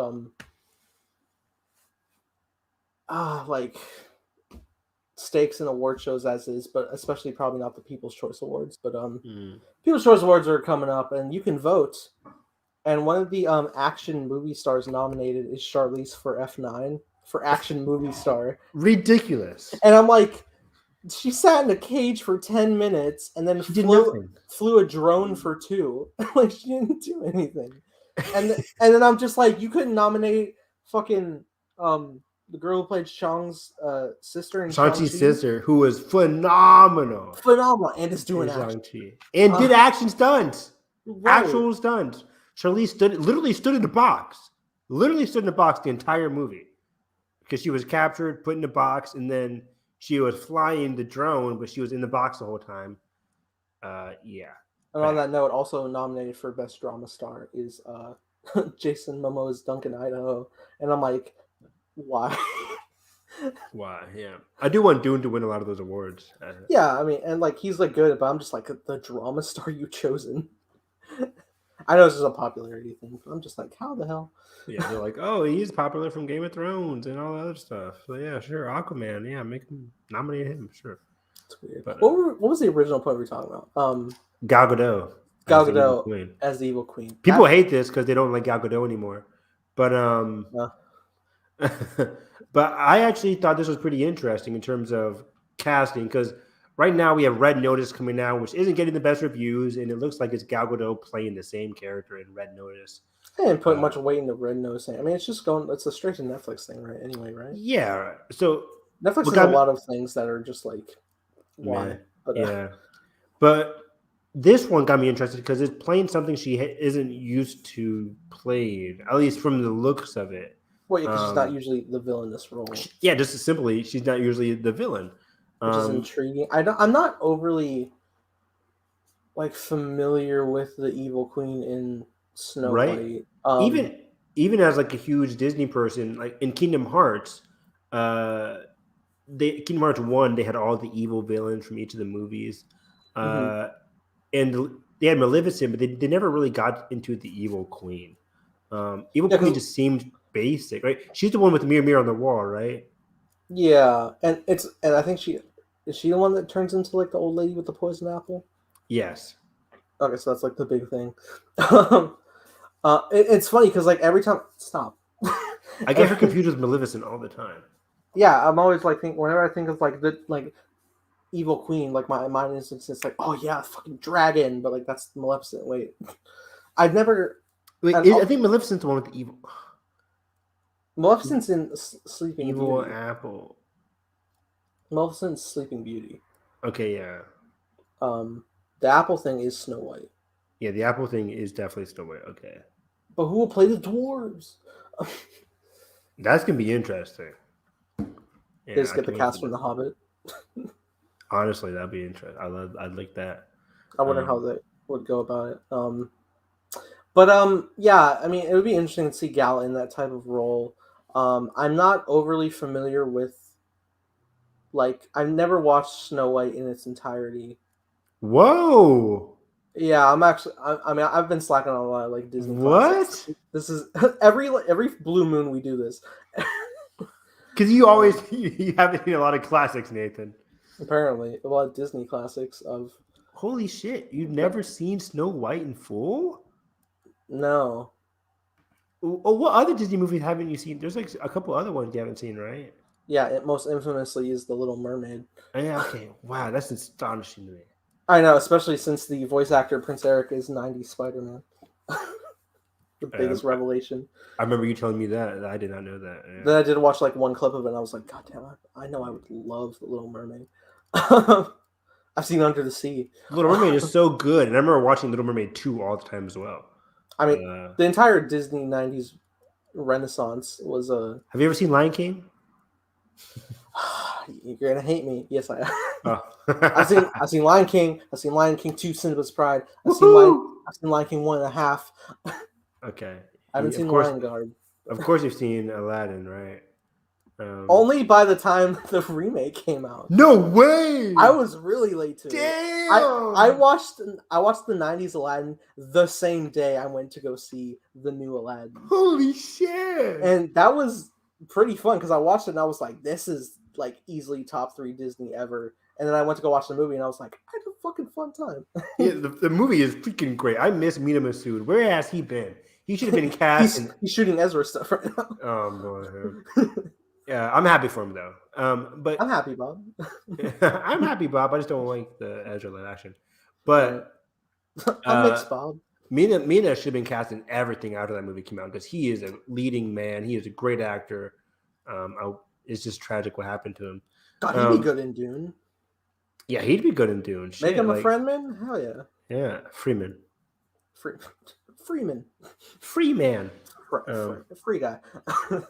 Free guy too. Mina Masood. Well, that rhymes so well. But yeah, so we're gonna get, by the looks of it, Gal Gadot with Rachel Zegler, yeah, Rachel. She's Snow White, right? She's Snow White. Yep. That's right. They did. Okay, cool. I'm in. Right. So that's like I wasn't like. Yeah. Directed by shoot. That's why I need Carson. I feel like it's gonna be the Maleficent director. The 500 Days of Summer guy. Mark Webb. Yeah. Mark Webb is doing this. Mark Webb is doing Snow White. Correct. What the fuck is awesome? Yeah. Because I was like, "Where's Mark Webb been?" I'm like, "Oh wait, he is doing Snow White." So. I know 3 Mark Webb films, and I like them all.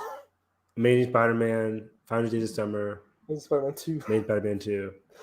I'm sure he did another thing. He did this movie called The Gift with Chris Evans, and McKenna Grace, and with the Ma actress Octavia Spencer. Okay, the Ma actress. Spider-Man 2002's Octavia Spencer. Yes. It's so random. The very one. Got to get that paycheck somehow. Okay. Other casting. Last one. Daniel Day Kim. Is Fire fucking Lord Ozai. So wow. This is really cool. I saw your tweet. You was like, man, they're really trying to get me to watch this, right? Yeah, they're really trying to get me excited for this. So at first I was alarmed because I completely blocked the Netflix show out of my brain because I was just like, Avatar Studios, let's go. And I was like, why did they replace Mark Hamill? And then I was like, oh yeah, that's right, the Netflix. Oh shit, that is cool. I don't think I'm overly familiar with his work though. What does he work on? Daniel Day Kim? Oh shit. A lot of things. Most notably, I don't know most notably, but he was in Lost for a couple years. He was in one of my favorite TV shows of all time is Lost. I love Lost. Let me look up his accolades actually. Just this year, he was in this movie called it was with Anna Kendrick, the space movie on Netflix. I forget what Stowaway. He was in Stowaway this year, which was decent. Just this year, also he was in Raya the Last Dragon. He played her father. You actually just remind me in regards to Netflix. I need to watch that new Jake Gyllenhaal movie. The Guilty, pretty good, pretty good. TV, he's also like Hawaii Five-0. People have seen him in mostly too. I think that's where I know his face from like CBS promos. It says here he was in Spider-Man 2. Oh, yeah, duh. He's a doctor in Spider-Man 2, right? Well, he's one of the doctor's assistants in Spider-Man 2. Is he? I think so. Right? I mean, they're all wearing masks in that. I think he's one of the surgeons. Hold on, I'm gonna look. Yep, look it up. I believe he's one of the surgeons. Now that I think about it. But yeah, it was so scary for a child. Yeah, he was in Legend of Korra. I don't know who he was in Legend of Korra. Was he one of the? He had to be one of the father characters in Legend of Korra, either her father or her uncle. Not really sure right now. Oh fuck yeah, he's the right. He's the scientist assistant, like during the actual experiment. During the actual experiment, I thought you meant during like the fucking like horror sequence. Oh, I did say surgeon, didn't I? Yeah, he's a scientist. I remember he was like some kind of like sciencey something. Yeah. Okay. But yeah, he's just a very good actor. I like him a lot. Damn, we're gonna go back to Spider-Man 2 and like, god damn, it's the fucking Firelord. And he's the one. Like I watched some interviews for Riot. He was really championing being in more Asian content, Asian produced, Asian focused content. Who was he? Her father. Her father. Oh, okay. I like him in that too. Damn. Yeah, so he's just a very good voice actor and very, very good actor in general. I think he brings a lot to every role he brings or he gets. But him as Firelord Ozai is great casting because, the incredible Mark Hamill is Firelord Ozai in the original series. Of course, you can't bring Mark Hamill to play Ozai here. So having Daniel Day Kim play Ozai in live action, just great. And they showed him side by side with the guy playing Zuko. I'm like, man, the casting across the board, the casting is great for this show. Man, I mean, not to just put all the weight on like the spectacle over the actual substance of the story, but like imagining that fucking like the finale of the show, like for the showdown of between Aang and Ozai with Daniel Day Kim. Oh shit. Dude, that's the thing. The make or break for the show is going to be how they do the bending, because all the people remember in live action bending is M. Night's movie. That's the make or break for this show. I think the 7 Earthbenders doing a whole dance for one floaty rock. Yeah, pretty bad. So depressing. I love you, M. Night, but what happened? Yeah, and just even thinking of a season 3 for the show, that would be years from now, because it looked like, from my perspective, season 1, just going off of the Netflix updates that Mike and Brian were doing when they were initially doing the Netflix show, it looked like half of the season 1 was going to be one season in terms of live action, because it was going to be 45 minutes to an hour, and they're going to extend a lot of the arcs and a lot of the dialogue. It's still going to be there from the animated series, but they're going to extend like in the first episode, Aang goes into that abandoned Fire Nation ship and goes penguin sliding with Katara. They can extend that easily to make it a 10-minute discovering the ship sequence or whatever. So there's a lot of extra things they can do. And by doing spend an entire episode in a Air Temple flashback, honestly. Right? So I think that season 1 could be from episode 1 until the discovery of Sozin's comet, where Aang goes into the library, right? No, in the first season, that Fire Nation temple where he discovers that, oh wait, Sozin's Comet is coming next summer or something like that. I forget what the temple. Yeah, it is the Fire Nation temple because that's when like the Fire Nation people are like, oh shoot, and then Zuko comes in there. Damn, man, imagine the library episode though with the fucking owl cartoon. Yeah, Wang Shi Tong, Yeah. Wang Shi Tong, something like that. Yeah, that's super creepy. Oh my god, that'd be awesome. But yeah, I think they're gonna split season one of the animated series into 2 seasons in live action, and they're gonna do that again for season 2 and 3. So we could get at least 6 seasons of the show, and that would work out because I think, like Stranger Things, you're gonna grow a lot with these characters. And as I'm talking about it, I'm getting more excited. But I don't know, Mike and Brian left, and that didn't give me any kind of excitement anymore, especially with the introduction of Avatar Studios making their first project be an actual animated CG film for theaters. Like, come on. And I was really like worried about that like rumored plot change that with the Sokka is actually like younger. Yeah. I don't know if that's true anymore.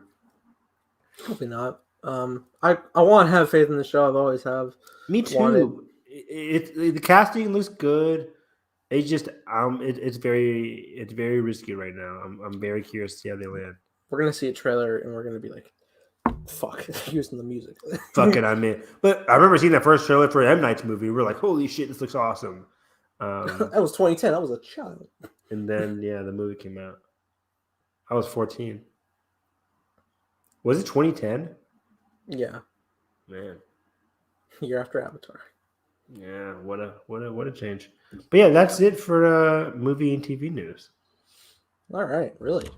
We hit the hour and 20 mark. Carson ain't here.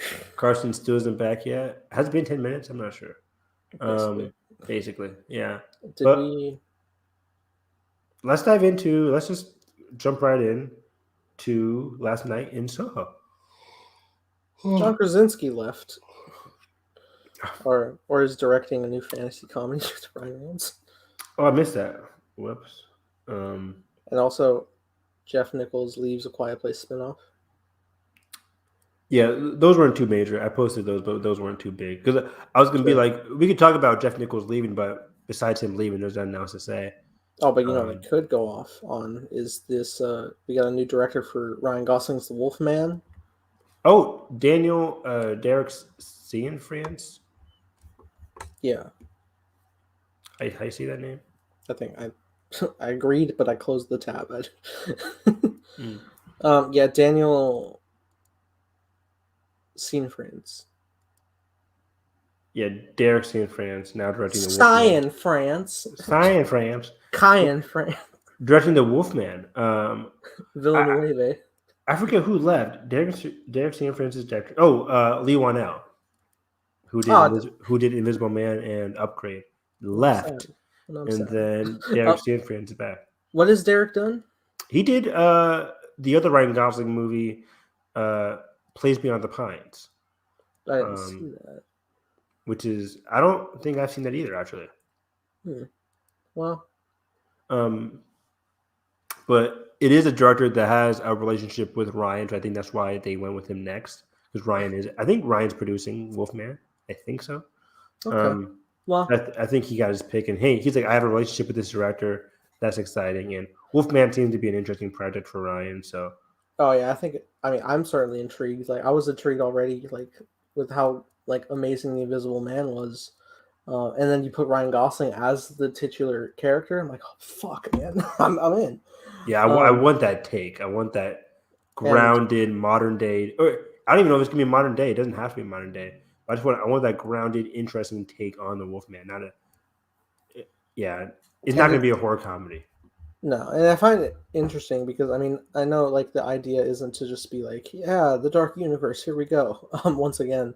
But I do like that angle of that connected universe because like the Universal monster movies from the 30s was like the first real instance of that. Exactly, yeah. It really is like the roots of their origin. Like not their like stories themselves, but the fact that they all have like a interconnected thing is like really cool. Also, when it's like not fully universal, but when you get into like Hammer horror with the interconnectivity, like Van Helsing stuff, it gets really fun, and you have like a big potential that I would love to see. It really just makes me think of like what other Universal projects I would also love to see. Like we have the Invisible Man, which is phenomenal. I think the Wolfman's going to be great. I'm pretty sure a big one they're going to want to do at some point is Dracula for sure. Yeah, Dracula for sure. But aren't there 2 Dracula projects going on right now? I actually don't know. I think Chloe Zhao's doing one. Ooh. And then the Birds of Prey director might be doing another one. Kathy Yan? Let me look. Yeah, check out the Dracula movies coming up. I don't know how to. So we have Dracula Untold. I didn't mind Dracula Untold. Dracula movie. Nosferatu with the guy who did The Witch is coming. That's not Dracula, but Robert Eggers is doing Nosferatu. Yeah, remember because we talked about this because Anya Taylor-Joy is attached. Oh my fucking god, that's right, dude. Yes, we're in good hands. Because it was an article where she's talking about working with Robert Eggers because that was her first big role, and she said she's going back to work with him for his Nosferatu, which is in early concept stages. But yeah, it's quite interesting, these types of projects. I would love to see Dracula. I imagine they would like to do eventually Frankenstein and Bride of Frankenstein. I remember like forever the rumor of Angelina Jolie being Bride of Frankenstein, and then also Javier Bardem is, I believe, Frankenstein's monster. But also he could do like Frankenstein. There was I know like a lot of people liked it, but the Victor Frankenstein with James McAvoy and Daniel Radcliffe actually had a pretty fun time with. Yeah, never saw it. I think it's pretty fun. Like I don't think you should take it too seriously, but when you look at it from like the like old school gothic horror angle of it, like the same way you watch like Hugh Jackman's Van Helsing, it's pretty fun. But by the way, Chloe Zhao is doing it says here, teaming up with Universal to do a classic film on Dracula, but it's going to be a sci-fi western. Yeah. Original futuristic sci-fi western. Themes of being on society's fringes. Sometimes Zhao has tackled in her previous work, of course, through her project's veins. Yeah, whatever. But this looks very interesting. I don't even know how that gets pulled off, but I mean, I trust her. Other great projects. I mean, we basically kind of got like a idea of it from Guillermo. But I would love to see them do Creature from the Black Lagoon. Yeah, I think that's in development, right? I think James Wan is James Wan doing a Creature from the Black Lagoon movie?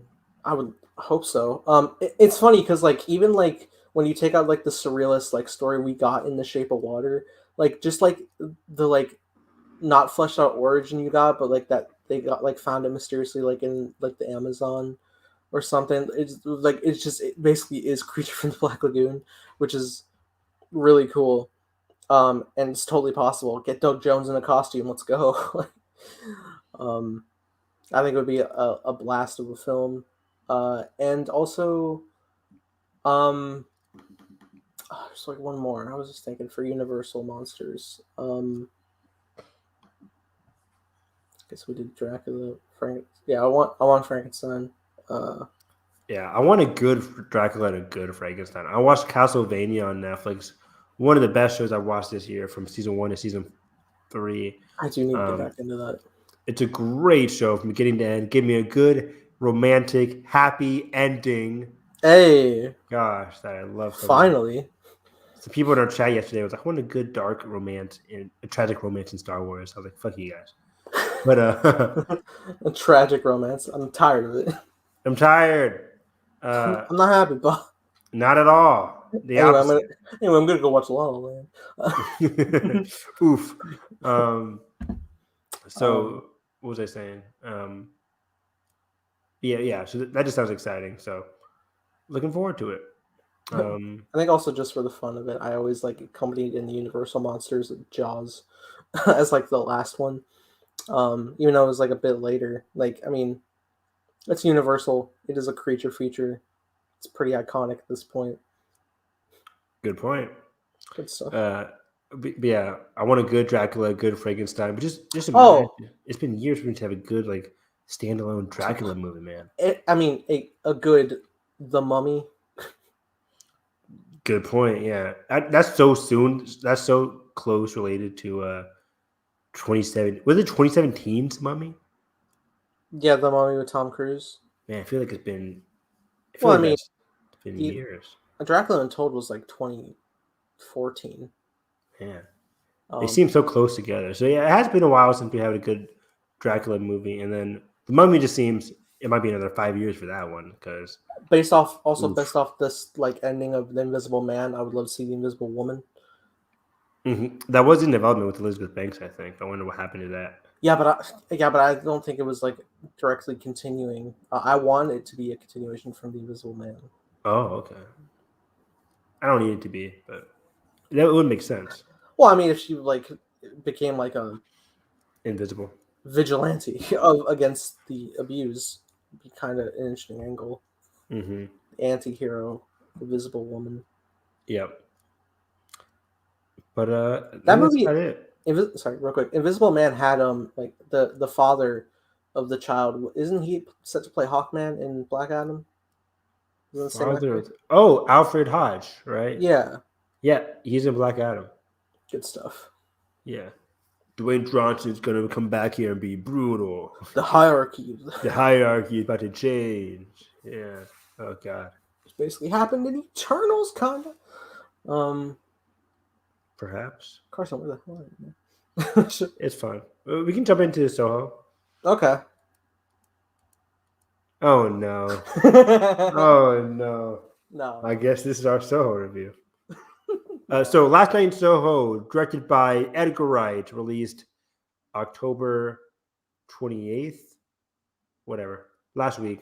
I think it was, yeah. Came out last week. Edgar Wright's latest movie. Edgar Wright, the director of such films as in Hot Fuzz, Scott Pilgrim, Baby Driver, Shaun of the Dead. Yeah, the Carletto trilogy, basically. His latest one, Thomasin McKenzie, Anya Taylor-Joy, in a psychological thriller. Nathan, what say you about Last Night in Soho? It's good. Oh, here we go, baby. But is it great? That's the question I'm asking you. So I was really taken aback because, like, I think just from the jump, it didn't feel as Edgar Wrighty to me. Like, the look of it alone felt so different from his other films. That, like, a lot of his other films have like that quick pace snappiness to it, and especially with the editing, with like quick cuts to like beats and stuff. This one was more. I mean, granted, it's a different type of genre. It's more like horror based. Yes. But I was just like, it just felt like I was watching like more of like a normal film. I didn't really feel like I was watching a film from Edgar. That's a good point. That sentiment will rhyme with what we have to say for Eternals, actually, in terms of it being different from what we're used to per se. But I didn't mind it. I gotta admit, I haven't seen a lot of Edgar Wright's movies. I've seen Baby Driver, I've seen Hot Fuzz, I've seen Scott Pilgrim, but I haven't seen any of the Carletto trilogy. Oh man, yeah. Says the guy who hasn't watched freaking Aladdin since 2019. All right, or A Little Mermaid. All right. I'm sorry, I haven't seen Edgar Wright's movies. I'm just saying the Cornetto trilogy would be a fun. I think it's in Corletto, right? It's Cornetto. Cornetto. It's an ice cream brand. Yeah, I know. In London, different flavors. I haven't. I see them on Twitter so many times that I think I've seen those movies, but I haven't. I loved Shaun of the Dead so much. Like in high school, I was. Is that part of the trilogy, Shaun of the Dead? Yeah, it's the first one. Then I've seen that one. Oh, so have you seen Hot Fuzz? Shaun of the Dead is the zombie movie. And I've seen Hot Fuzz. Are they both in the same trilogy? Yeah, they're not like directly connected. They're not like. Then I guess I have. They're not the same characters, but it's What Edgar Wright movies haven't I seen? I've seen Hot Fuzz and I've seen Shaun of the Dead. The World's End with all the. I have not seen World's End. Going to the different pubs. I remember seeing the trailer for Road's End. Okay.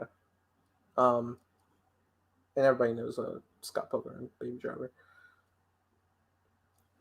But yeah, I think I don't know. Like I was really sold from the first teaser of Last Night in Soho.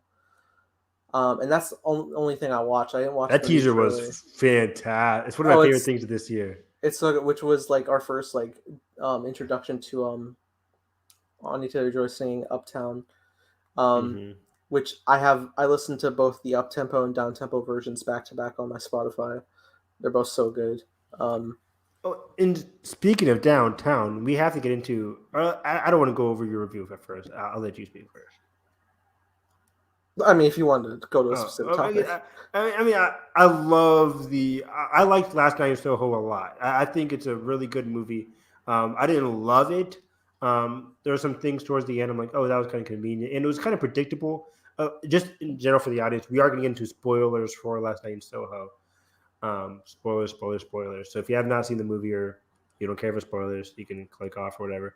But for Last Night in Soho, I thought the reveal that Anya's character was the old lady from the from her new apartment was fairly obvious for me. Was it for you?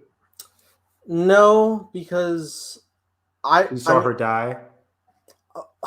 It's so fun. No, it's funny because every time I feel like I'm like the idiot watcher in our friend group because every time there's anytime any red herring that ever happens, you all are so quick to be like, oh yeah, it's a red herring. But I'm just like, no, I'm taking this as canon as the filmmakers intended. I'm a good cinema watcher. I'm here I just get locked into the story and emotion. I'm an innocent viewer. Yeah, for me, I love. As soon as I realized this movie turned into a kind of a mystery film, all of a sudden, that really hooked me. And mystery is my favorite genre, and I'm like, okay, I've seen a lot of mystery movies. Whenever you introduce a character at the beginning of the movie and they stick around, and it's a famous actress like she is, I'm like, she's probably something meaningful. And when she says no boys past 8 a.m., like, what's her deal with men? And then I thought she was an uptight tenant. I didn't really. Again, Nathan's so innocent. Love to hear it. But yeah, I kind of figured it. But when she died, it did kind of throw me for a loop. I was like, oh, I guess I was wrong. Then when it went back to that, it was her. I was like, okay, that does make sense. So right off the bat, I'm going to say I gave this film 3 out of 5 stars on Letterboxd. Yeah. I think I would actually do very well with a rewatch because I think I had an instance of I had a different idea of what this film was going to be from just the first teaser. What I thought the initial plot was going to be going through is the same thing of just fading in and out of the past and the present. But I think my brain was thinking oh yeah, cool time travel stuff. But it was really thinking I thought Thomasin McKenzie was going to be going out of her mind in the sense that she is literally becoming Sandy because when you I thought so too because they introduced oh she got the new hairdo and then she's dancing with Matt Smith, the eyes thing too. I'm like, oh wow, yeah, is she becoming her and the hair? Yeah. And I mean they have so many shots of switch between the neon lights between Thomasin McKenzie and Anya Taylor-Joy that I was just thinking that it was gonna be a descent into madness type deal while also uncovering what happened with this woman that she's in this sort of instances. But then it does start to become more of a mystery, not sleuth, but a mystery horror, trying to uncover what the deal is. And I wasn't overly prepared for that. So when it starts to shift in my brain what I'm actually watching, I'm like, huh. And I was intrigued. I was locked in. I was liking the characters. I like the side love interest guy. I thought he was cool. Oh my gosh, that guy is really good. Yeah. I did not know he was going to have such a big role in the movie, but I really gravitate, as a viewer, I gravitate towards those down-to-earth characters side characters that really try to help out a main character. And he's genuinely good the whole time. He's never genuinely just a good guy. Not once is he fucking weirdo. Never. He's always so understanding. It's great. Such a good screen presence, the actor. And then I just liked his chemistry with Thomasin McKenzie. Mm-hmm. And ever since she was at the party, he drank her Coke. I was like, this guy's a dick. But then he brought it back. He brought it Sorry. back. He wrote You know, sorry on the can. so sorry, and he was just such a caring character. I don't know. I really gravitated towards him, and you'll see this in my review for Eternals. But when I watch a movie, I gravitate towards the characters and their plights and their journeys. And for Thomasin McKenzie, I don't know. I just was really connected with her journey. One, it was really relatable. Two, it was really like interesting. As a former college student myself, I didn't really move to a new area. Literally, UC is like 20 minutes from where I lived, but I kind of related to her having some kind of a interest. In this case, it was 60s music that nobody else could relate to. She felt very isolated. She felt very alone. And she couldn't really like adjust to college life. So first seeing that was very interesting. Also, the deal that she had with her mom, the issues she had with her mom, which we got straight off the bat, like, okay, so we know something's going on with her mom. Something tragic happened to her. But then having her experience what she was experiencing with Anya Taylor-Joy's like plight and going back in time where initially she was having a good time, but then like the horror element started to seep in slowly. I think Edgar Wright did a really good job of slowly seeping in the horror elements. I think that goes into a lot of the criticism as well, where the first half is all like slow adjustment of the horror, where it's like Edgar Wright's like reeling you in as an audience member. And then the last third act is like, here's random zombies in a library and it's chasing you around. It's like, it gets a bit too much, which I didn't really like that, but I didn't think the CGI was bad for those people.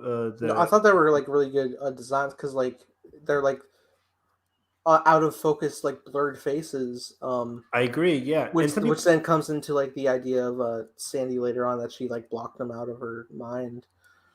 Yeah, right, which really worked towards the end of it. But I didn't really mind it. A lot of people apparently had issues with the CGI. Josh did in our group chat, and some other people as well.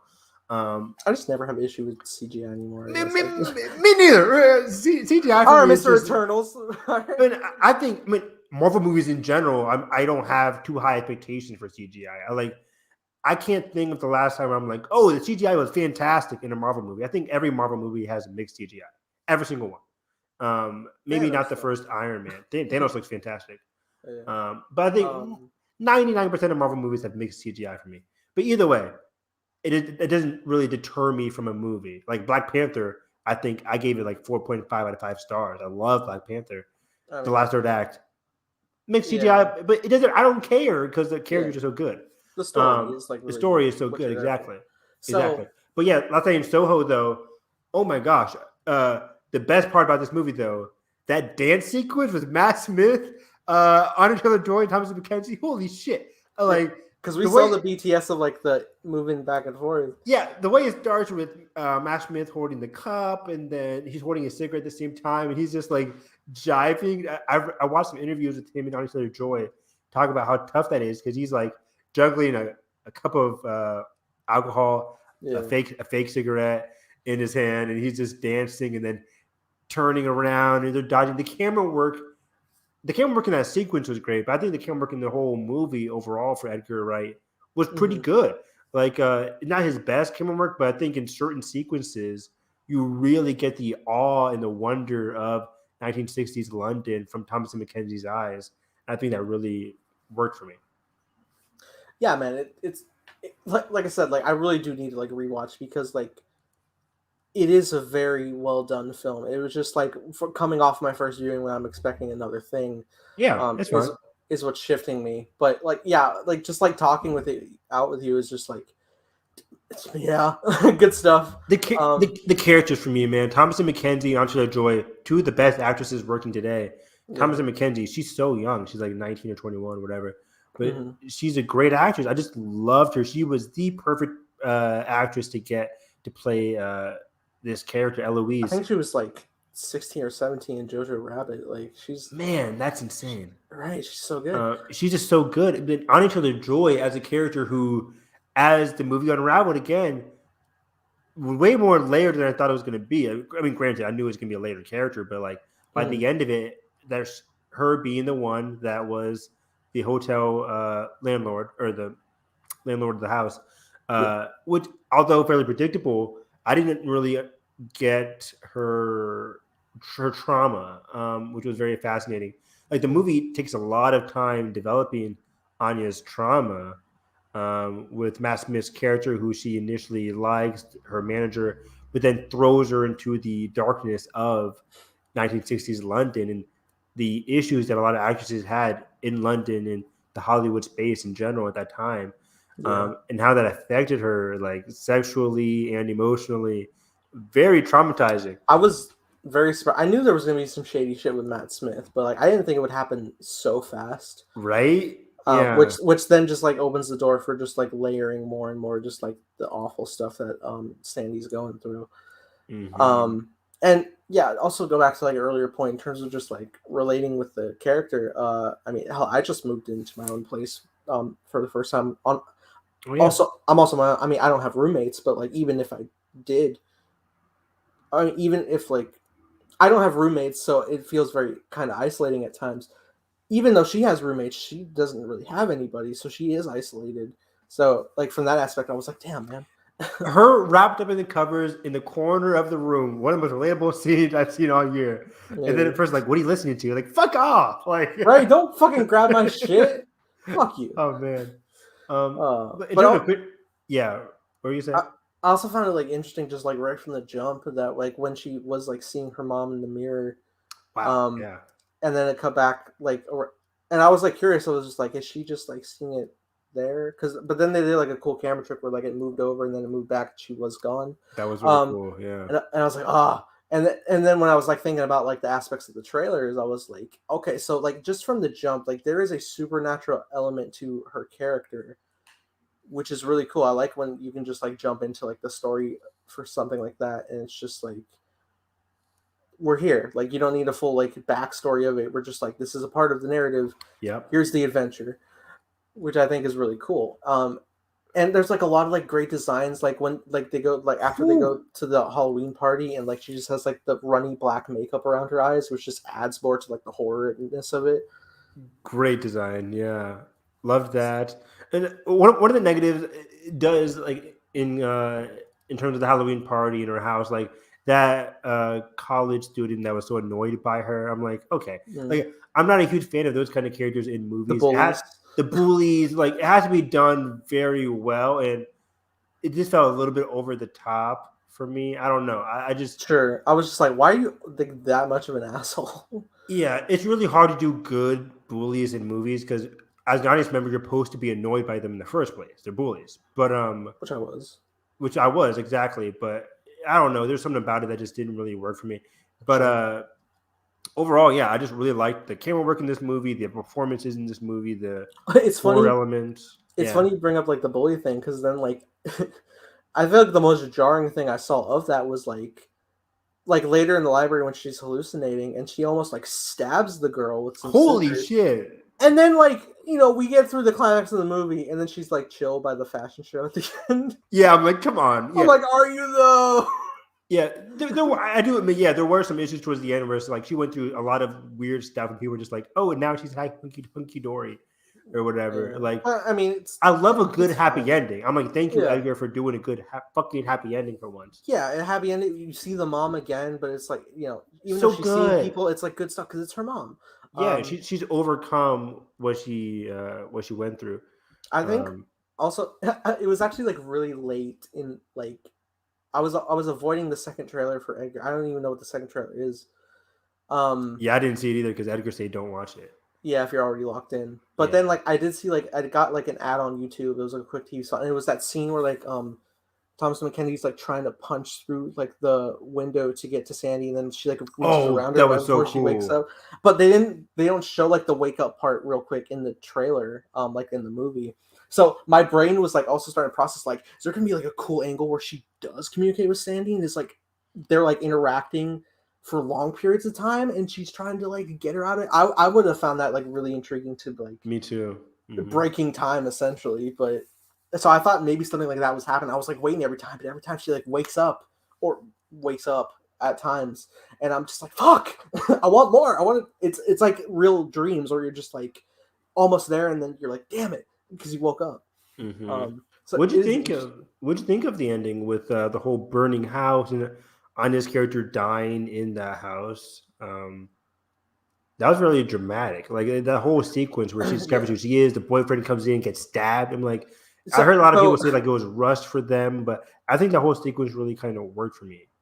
Well, it's funny because like as soon as like they were pulling up to like set up the like she's leaving and like, I have to go. If something happens, I'm like, oh yeah. But then when I thought like I know something's probably gonna happen, but I thought that was just going to be like, oh, she's gonna like have some like she's gonna go back. She's gonna have a showdown with the ghost in the room. I didn't think it was gonna be like the landlord. So when the landlord invites her in and stuff, and they were setting up like, oh, mail, and there was gonna be a revelation. I was like, okay, cool. So we're gonna get like a little bit more info, like who the actual like Jack is and stuff, maybe. But then, and this was just a subconscious thing. This wasn't anything to do with the plot. It was just me as a viewer, where she was like, hey, drink your tea. I was just like thinking like about instances of like if it was poisoned, how I would probably just be like. Don't open your mouth and then just fucking like don't just fake a sip. You can do it. But you know it makes sense that she trusts her. And movies then like movies have taught me never to take a drink from somebody. Yeah, literally. I'm like yeah, I'm just like yeah, here you go. And I'm just like I watched the chapter. I'm good. I'll get the tap water. Yeah.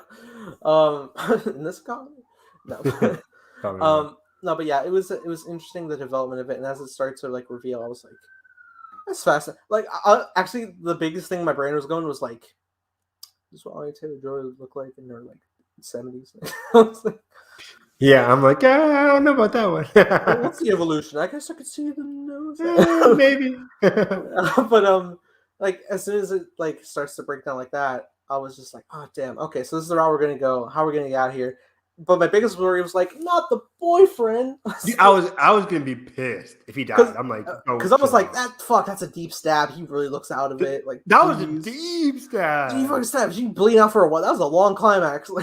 Yeah. But then it was a really cool finale with like the distortion going up the stairs against actual Anya Taylor-Joy. Loved that. Oh man. With the flickering of the flames, the fire. It was really cool. And then and then.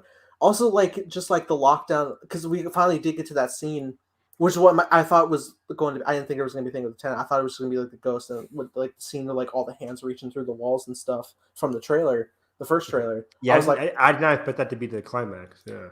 Well, at that point, I did, but I didn't think the tenant would be the factor. But then when we got there, I was like, "Fuck, man! There's just like two opposing forces here." Like, and the boyfriend stabbed. Like, what the fuck do you do? But then there was the revelation that like.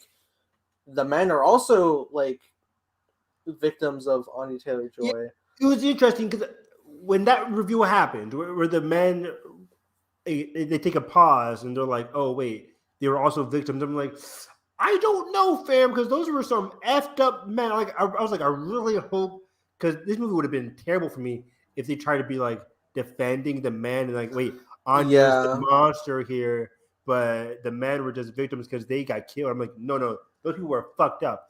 But I loved how the next line, Thompson McKenzie's character is like, no, like these people, I understand what you went through. They deserved it. Yeah, she's like sympathizing with her. And I think Thompson was genuine. I think as an audience member, you're supposed to be with her too. Like, yeah, no, those men don't get like sympathy just because they got killed. It's like, no, those were pieces of shit as well. But at the same time, you realize that Anya Taylor-Joy went down a bit too dark there, especially having just like stabbed the boyfriend.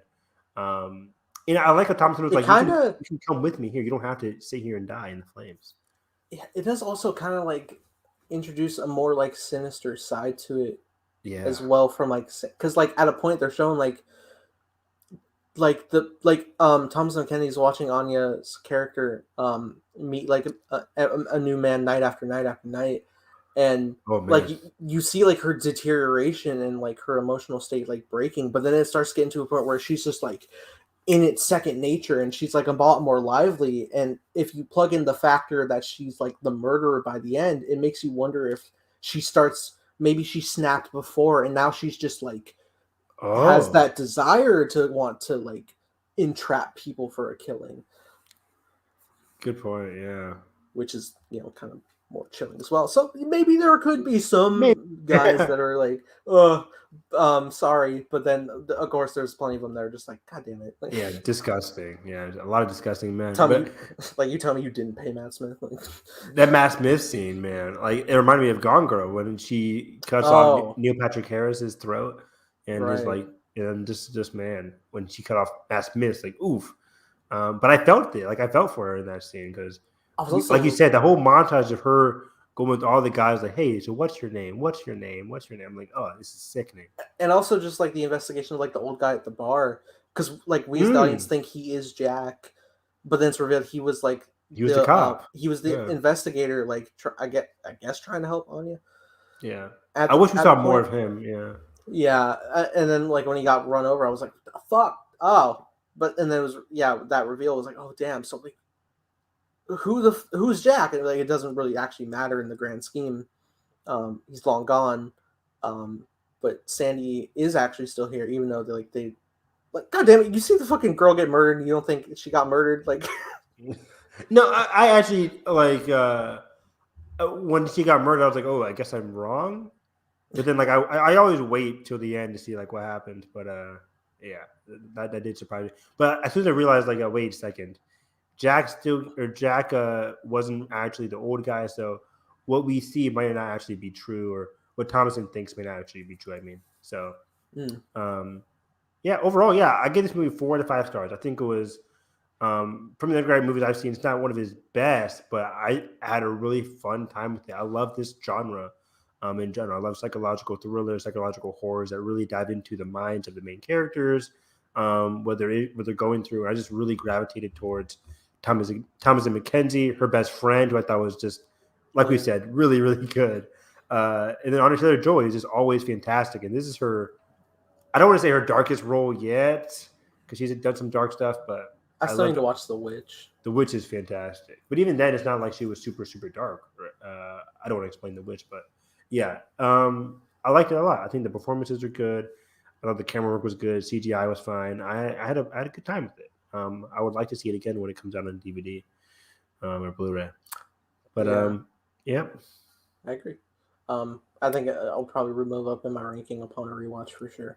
Yeah, it's outside of my top 10 right now. I think it's like 11 or 12. But yeah, just a really fun movie. Carson did say he's in the middle of something, so I don't know when he'll be back. But we can dive into the movie that everybody's been talking about, not just this weekend, but when the Rotten Tomato reviews started coming out, people were talking about Eternals. Is this the worst MCU movie? Is it the worst superhero movie of the year? Hell no. I think me and Nathan have to say, hell no. Yeah. Hell no. I've seen it twice, and I thought it was really good. You've seen it twice. I've only seen it once. I'm envious because I want to see it again. I'm actually like, it's so funny. It's so funny, the progression, the journey of getting here, because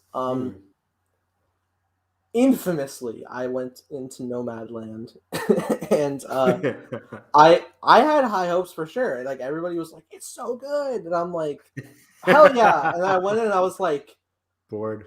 It looked good.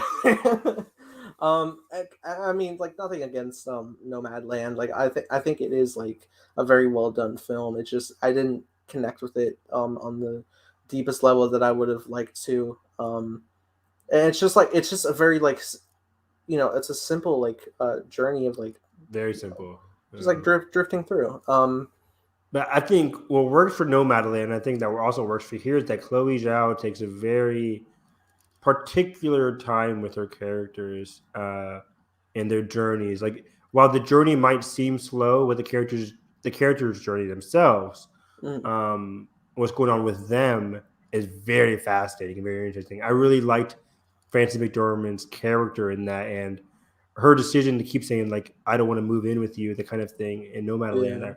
I really liked, and her relationship to other characters is really interesting. And same thing goes to here. I think the character dynamics are the heart of this movie. I mean, it has to be. It's an ensemble kind of movie.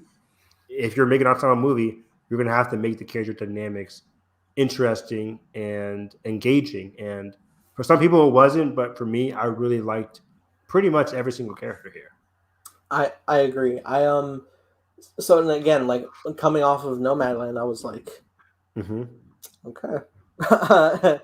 But it was like it's Marvel, so I'm intrigued to see like how things are gonna play out, and we got like the first teaser that we've seen countless times, and I was like, okay, I'm not a super hype train yet because that was a very like laid back trailer. It was very it wasn't just like anything super fantastical, but I was like, yeah, this looks like Nomadland, and then Your sarcasm. well, that's the second trailer, the second final trailer. Okay. And then that came out, and I was like, I'm getting more on board. I'm really intrigued. I like the, not to be like, oh, the effects got me, but I mean, the effects look really cool. The fucking, I mean, heat vision, I'm a sucker for. And there's showcase a lot of that stuff, and the music is beautiful. And the cast looks lively, and I was like, yeah, man, I'm into it. And the celestial stuff is really intriguing for a concept to come forward. So I was like, yeah, I'm intrigued to go in. And then all this talk of like the rotten reviews, like it's the first rotten MCU film ever, which right is now. Still crazy to me. Yeah, it boggles my mind because I don't get that at all. And so I was going in, I was like, even like I don't know, I guess I moved to like a city of cinephiles because there's like a dude like 3 seats down from me in my row who's talking with people next to me. Is just like, yeah, I heard it's just going to be different. So I mean, like, I'm pretty sure. Hopefully, it's going to be a solid time. I heard about the review. And I'm just like, God damn, I'm just fucking talking. I'm like, this is live action. I'm in. What the hell? No more casuals. What's happening? Yeah, what happened? This is weird. It's funny. Today, I was talking to a group of people who are pretty big MCU comic book fans. They're like, "Oh, this was a different MCU movie. This was pretty complex." After they saw the movie. Mm-hmm. Yeah. But then I watched it, and yeah. So this is also a spoiler review. Yes. Spoilers. And so I'm sitting here. I'm on my 80th watch of the Kingsman trailer. I'm seeing Clifford. I'm looking. It looks good. Yeah, it does. I'm tired of it. I'm so used to this. Like every time I'm just like, I'm seeing fucking Rasputin gnaw on a fucking pie, and I'm like, I'm ready for it. This year has to be the year with the most like annoying trailers because of repeats. Because of pandemic, yeah, we just had repeats and repeats. Even No Time to Die had a lot of repeat trailers. I'm just like, oh come on, I'm tired of it. Like back when I was working at the theater, they were like, yeah, we just got trailer 6 for No Time to Die. When it's the same trailer, they just updated the release date. That's crazy. Wild. Yeah. But no, yeah. So we're here, free guy. Oh no. But then the lights go down. I get the IMAX intro, and then I get the countdown. And I'm just like, yeah. 5, 4, 3, 2, 1. Hell yeah! Here we are, IMAX. And then it starts and crawl. There's a crawl. There's a what crawl. The fuck? And the way it's like moving, my first thought is like, oh, fucking Conjuring. But no, then it just keeps going. Like the way they're like reading it, it's like it's. I keep like saying this in terms of this film. It feels very biblical. Interesting. And just like because the way of the wording and just because they are like a god status, like mythic beings, basically, like who lives through thousands of years. And just like the way they're describing like the Eternals and just like the planet they come from, Olympia, and just like their names like Icarus and stuff. It's just like it's really compelling, and it's just like the way the music's going and the font and just like the scroll. I'm like, as soon as I read that, I was like, I really fucking dig this. They have me locked right now. I really hope they can keep me locked, and they did. They really did for me. It's interesting because when I first saw The Crawl, I'm like, okay, we're doing it. I was like, is this Blade Runner 2049? Like, right? Blade Runner, or Star Wars. Like, I knew. I whispered to my brother, I was like, this is going to be a different movie. Like, my brother and I were like, okay, this is going to be unique. This is going to be different. But even then, I'm like, okay, I can. Even 1 second into the movie, I can be like, I understand why people thought this movie would be a bit more complex than what they're used to. Or I didn't even want to say people gave it a negative review because of complexity, but it was just like more. It's different than what they're used to, and it's like even my parents, for example, they were like confused right off the bat. A lot of whispering. So who are these? Who are these? Who is this again? But is that Stark boy? Yeah, is that the guy from? Yes, Dad. Yes, this is Jon Snow. Rob Snow? Rob Stark, Dad. But but With the guy from Atlanta there? yeah, the kid was been. Who's that again? Who's that again? What's his name? Who is Tiamat? Isn't that the kid from Dunkirk? Like, Yeah, but yeah, they had no idea who he was. But yeah, I could just tell this was gonna be a different movie, but I was on board with it as well, same as you. another like interesting thing that I was carrying me walking in was when Christian, friend in our group chat, he works at AMC, so he got to see it like a day or two early. Yes. He was like, surprisingly, most of the stuff you saw in the marketing is in like the first hour of the film, and I was like, huh? That's always fun. So I guess it is, yeah. So like even like just from the intro when like the Eternals first arrive on Earth, I was like, that was like almost the whole teaser. Like, damn, here we are. Cool, and it's a cool sequence. Kind of fucked up. Icarus couldn't step in soon enough to save the kid's dad, but all right. That scene is always just funny to me when I watched it twice in a row. Now it's like 3 seconds after run. My dad was like, "Oh my gosh!" I was awake. I'm like, "Dad, shut up, calm down." And it was a really cool sequence because you just gotta. You see the monster in the background as well too. Oh damn, that's cool. It's funny. Like when I saw it for the second time, I'm like, "Oh, you can see the monster like drop from the sky into the ocean." One of my friends did point out something that he didn't really see anybody talking about, and I did take notice at the beginning that like when like the opening sequence is mostly shot in IMAX, but then there's a couple frames that go back to widescreen. Here and there, which I did take notice at first, but as an IMAX watcher, I'm just like, okay, so that part wasn't shot with the IMAX. This part, I found it weird at times because I was like, that part, like we're mid action sequence, but all right. But then I know it happens like more throughout the film, but like I got just like so locked in, I didn't notice it at all. Like really, I guess it happens when you stare at a screen for almost like 3.5 hours. Yeah, I didn't see it in IMAX, so I have no idea. Yeah, either of them? Nope. Damn, you should. I saw it like a Cinemark XD, which I don't think is technically IMAX. Like it's a bigger like this and like this, but it's not like I don't know. Hard to explain. It's not IMAX, but it looks good. Okay. It costs more money, so it better look good. And then today I just saw it in regular. Yeah, I think in general the movie still looks like visually really good. Yeah, I mean, in terms of like the cinematography, I was pretty taken aback. Just like of the way it looks, I was just like, yeah, this doesn't really like look at like the traditional Marvel palette. No, just the camera angles, the shots, cinematography, all of it. Yeah. Ask me about my color grading. But yeah, I was like looking at it, and even like in terms of like Shang-Chi, which I was also commending for like its camera work, especially with the martial arts. Mm-hmm. I could see like with the colorization of it, like at times I was like, okay, Marvel. Yeah. Which I'm not bothered by really ever. I'm always like, right, because again with the characters and the story, I'm like, that's why. Like if I watch Civil War, I'm not like, oh, concrete color grading. I'm like, damn, fucking Steve's going against the fucking government. I love Civil War, yeah. So, but it's a fantastic movie. But yeah, the second time around, I did feel the slow pace this time around. What are your thoughts on that? Because I think that's one of the bigger criticisms of this movie. I did feel it, but and again, I think one of the criticisms for me is the plot, where it's a thinner plot. Like that's the biggest thing I realized after seeing the movie is that plot's pretty. It's interesting because I think the plot's pretty thin in terms of what they're actively doing.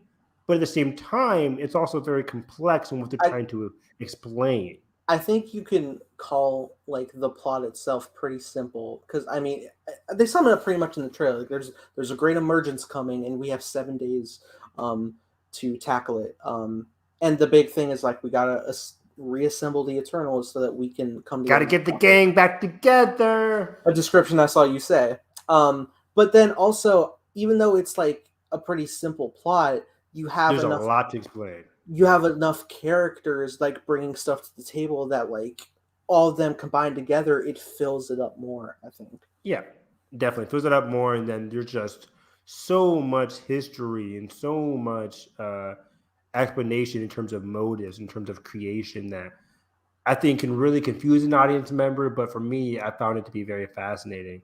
I think whenever we dissected the trailers, even I said like the secret mission isn't to fight deviants. Like I said this from the trailer.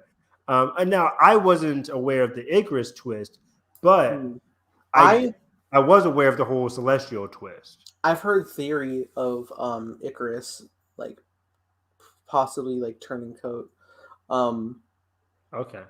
But and I really wasn't overly thinking about that too much until basically like right before the conversation with Ajax. Yeah. But yeah, again, I'm a simple man.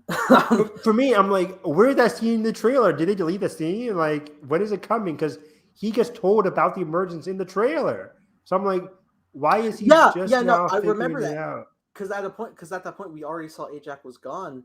Yeah, I'm like, where is that scene at? I was thinking that too. I was like, so they have to flashback to it or something, right? Like, what's the deal here? Did they delete the scene? Does Ajax come back? Was it a decoy? Like, I'm trying to like piece things together because I mean, also in my brain, I'm like, I don't want to lose Salma Hayek. I really like her. Yeah. But yeah, she died. I know. She did.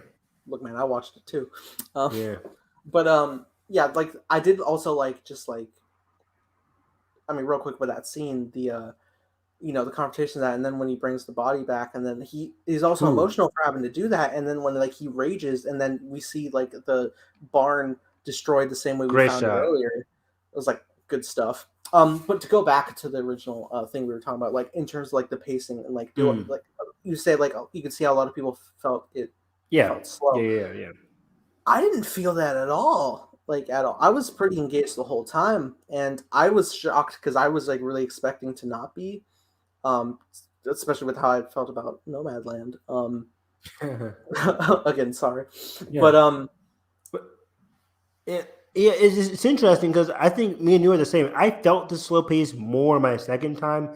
I think the first time I'm just so absorbed in trying to like catch everything that I don't usually fall for a slow pace the first time I see a movie.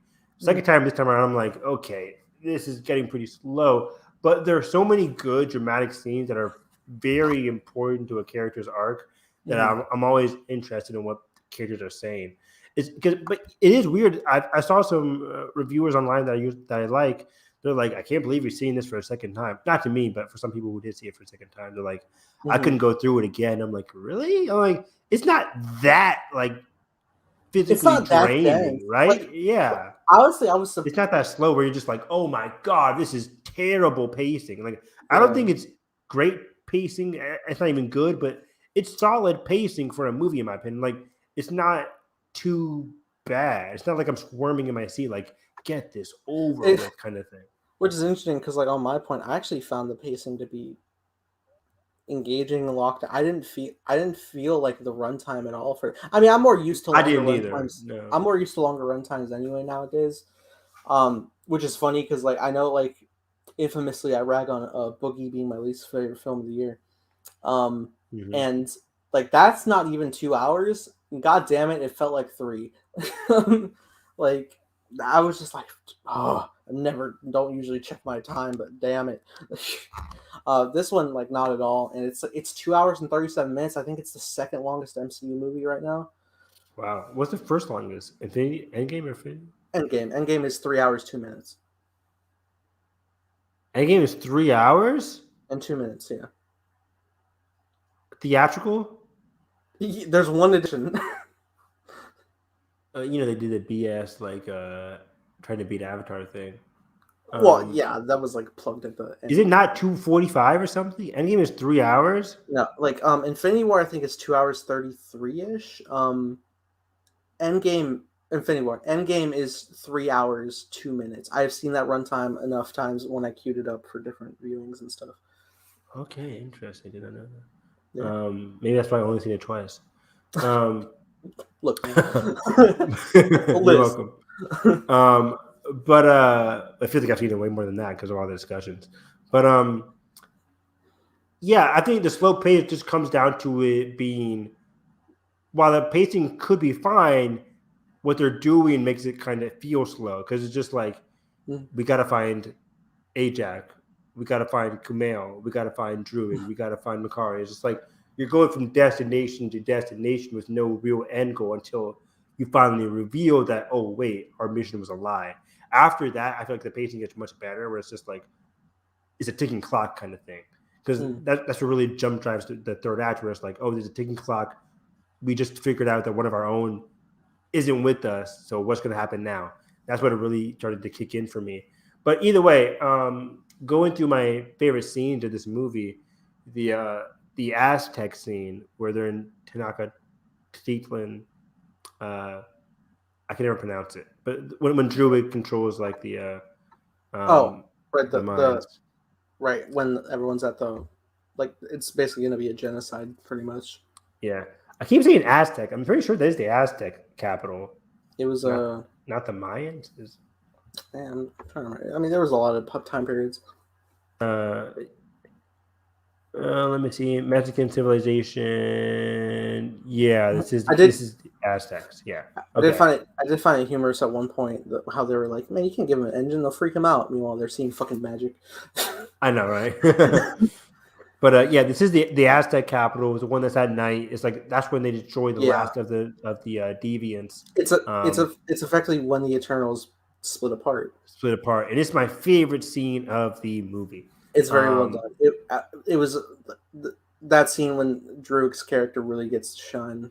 That scene's a favorite. Yeah, like it is weird. Like they're telling jokes when people are getting slaughtered, because it's like we defeated the last of the deviants, and then Brian Tyree Henry's character is like, "I bet you had fun doing that." And she's like, "Yep, had fun."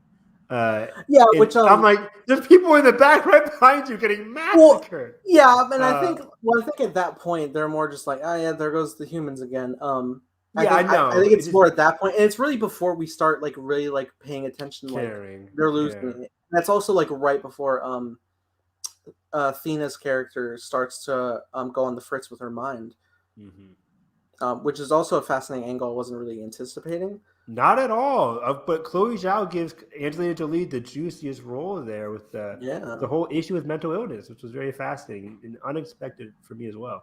But I liked it a lot.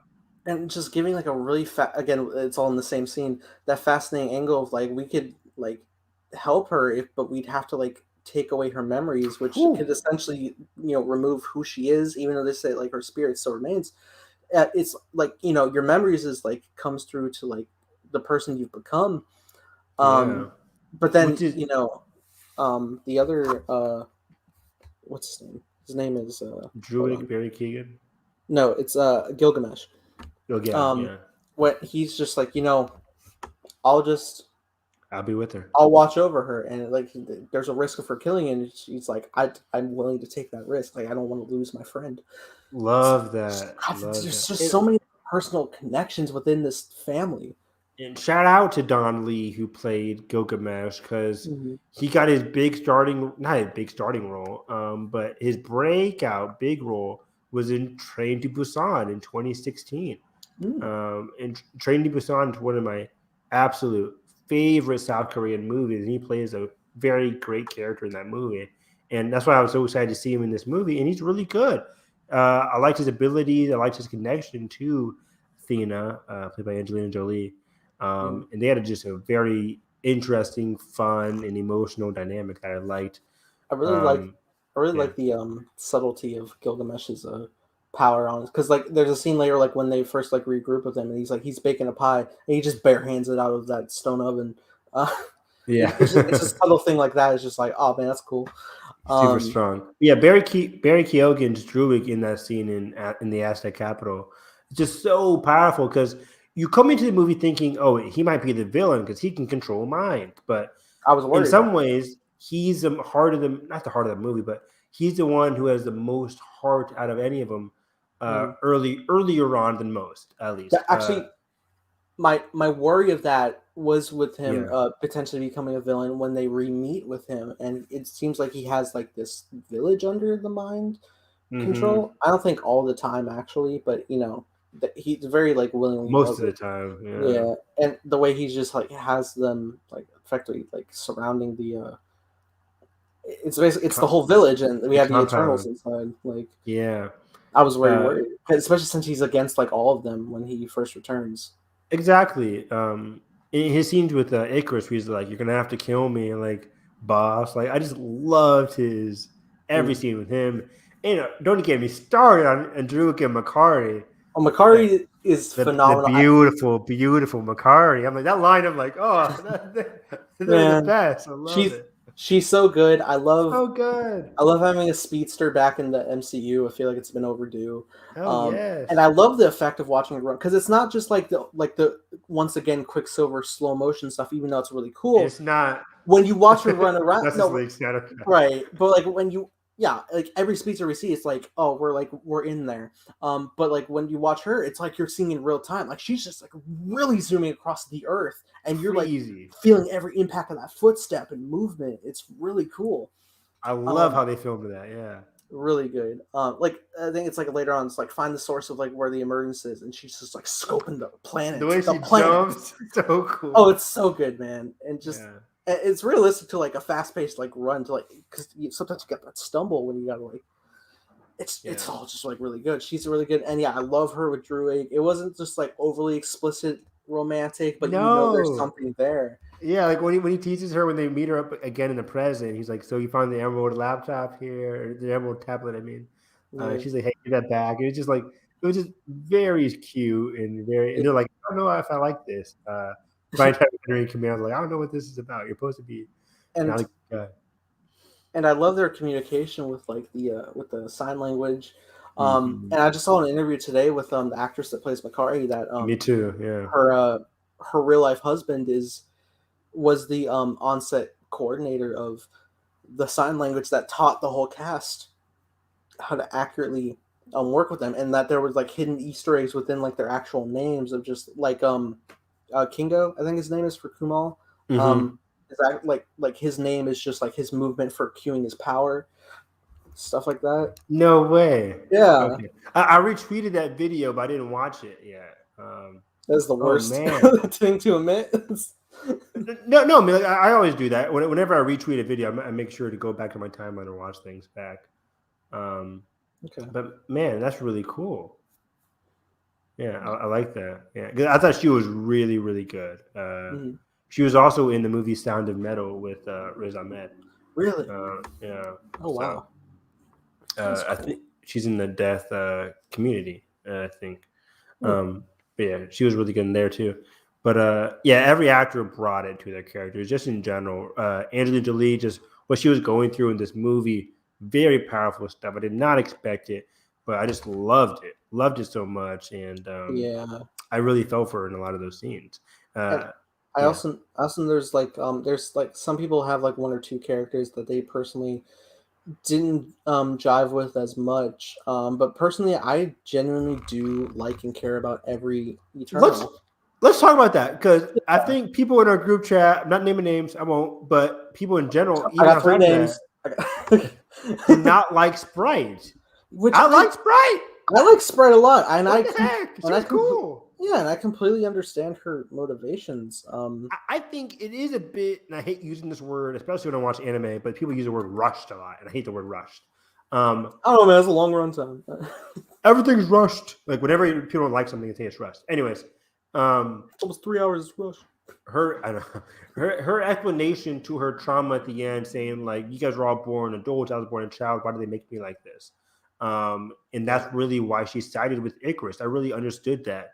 Well, it was a combination of both, like the fact, like that, like struggle she's had for like a few millennium probably, and also that she has deep feelings for Icarus. Because even though she's stuck in like a child's body, her mind has aged just as much as the rest of them. Yeah, and I think on second viewing, I would have liked more between her infatuation with Icarus. I didn't really get why she liked Icarus. I got she did, but I didn't get why. What really fascinated her about Icarus? What set her apart? What set him apart from other people? Well, I think it's probably just like the same stuff that you really show of just like why Cersei and Icarus fall for one another, you know, and just that automatic connection. Yeah, well, yeah. I mean, I think it's like an instance of just like who Icarus is. Like he is like the natural, like I guess, leader of the group, but also he does seem like a very like caring and like Yeah, a good guy, and caring. that's a good point. Yeah, it's the same way like the Cameo follows him. Like, hey, boss. Like Yeah. Cameo like was so connected to him, and that felt earned as well. So yeah, I get that. I just wish there was more. It just when she's talking and explaining her feelings to Gemma Chan to Cersei at the end, I really felt for that. But then they make it into a joke when Barry Keoghan hits her upside the head. He's like, "Well, that was interesting." I'm like, I don't really. They play it for a joke, and the audience laughs every time. The audience did laugh But in my at the same time, I'm like, but that was an important scene. It's not supposed to be a joke. And Yeah, even my dad was like, "That's what that brat gets," and I'm like, is that like that's not the take we should have. Is that the take? But I'm just like, my dad notoriously hates annoying children characters in movies. Man. But I didn't think she was supposed to be annoying. I think I understood what she went through. I didn't like how it ended for her in terms of like, yeah, she said with Icarus, that doesn't make her a bad character. Hell, Right. Kumail sided with Icarus as well. He just didn't fight. But Yeah. I don't think that was a bad decision. I just didn't like how they ended her arc there by just saying "bop, laugh, the end." Yeah, which I mean I can understand why they did that action, because like in the grand scheme of things, it's like we really got to stop the celestial rising, and she has casted an illusion of like 20 volcanoes. It's like fuck. Yeah. So it would have been like a really like bad obstacle at this time. So obviously you need to like take her out of the as a variable right now. I just think you definitely could have played it a lot less like Droid could have just like not said anything or be a little bit more remorseful. Maybe even like carried her to somewhere for safety. I would have loved that. Just like make it more remorseful. Like Druid is a very emotional dude. Like he cares for a lot of people, but this time just hit her upside the head. And also in terms of the third act, I don't like how it's interesting. Let me get your thoughts on this, because they're trying to use their first plan A is to have Druid control the Celestial, control Tiamat. Which my brain was instantly thinking about Mantis with Ego and Guardians 2. Yeah. And I was like, I mean, yeah, it's possible. And it's interesting because he's getting up there. You see the volcano dying down. He's getting close to it. But then Athena is fighting Icarus, and then she gets like starts to charge up, and then Icarus just flies over there and beats up Druid. I'm like, did they not expect Icarus to beat up? Like, there was no protection at all. Like, how was Plan A always meant to fail? Like, I don't get that part. I get that they wanted Gemma Chan to be the one to do it. That's what the movie is kind of trying to say. Like, Gemma Chan has to be the one to do it, but the whole Druid aspect of it kind of just didn't make sense to me. It is funny when they were like pitching the idea of like, maybe we can combine our energies together so that one of us can have like the most charged amount to be able to take on the Celestial. And my brain was thinking like, this is the plot of the finale of Fantastic Four: Rise of the Silver Surfer. Don't you dare! This is because they have like all those like power fusion. Going back. And then Johnny gets all the powers against Doom on the surfboard. Oh god! And I was like, really? Are we going here? Yeah. But I knew they were going to handle it like a bit more sophisticated. And they definitely did in a cool way. I really, also just to that point, I really love Fasto's character, Brian Tyree Henry. Right. People didn't like him apparently, but I think he was a really well written character. I do too. I especially love his family. I love that it's an open gay relationship. Yeah, finally. I love that. From some reports, Disney did not agree to censor it, so it just simply wasn't going to play in some specific countries. And because I mean, they would have. It's not, yeah. They definitely would have censored that in the past, but like the fact that they did now, it's like hell yeah. And so there's a funny meme in our group chat of me that says, "Is cinema did cry?" And did I cry during Eternals? Yes, I did. Slightly. Whoa, where? It was just simply about Fasto's family and just like how much he was caring, like, you know, when he has to say goodbye to his kid or when he's just showing love to his husband. And I'm just like, damn, not only like am I caring about this character, but it's also like really rewarding to see something like this in such a big blockbuster and just be so like simple and casual. I'm just like, it's moving. I find it powerful. So, and also I really like his his power as well of like designing technology that and being like a craftsman. And honestly, he was like the biggest heavy hitter against Icarus. He was holding him down like almost the whole time. Yeah, of course, named after the god Hephaestus. Yeah, I loved his abilities and I loved what he did in the third act. I think that's where it really shined because he disappears for most of the movie after the Aztec scene.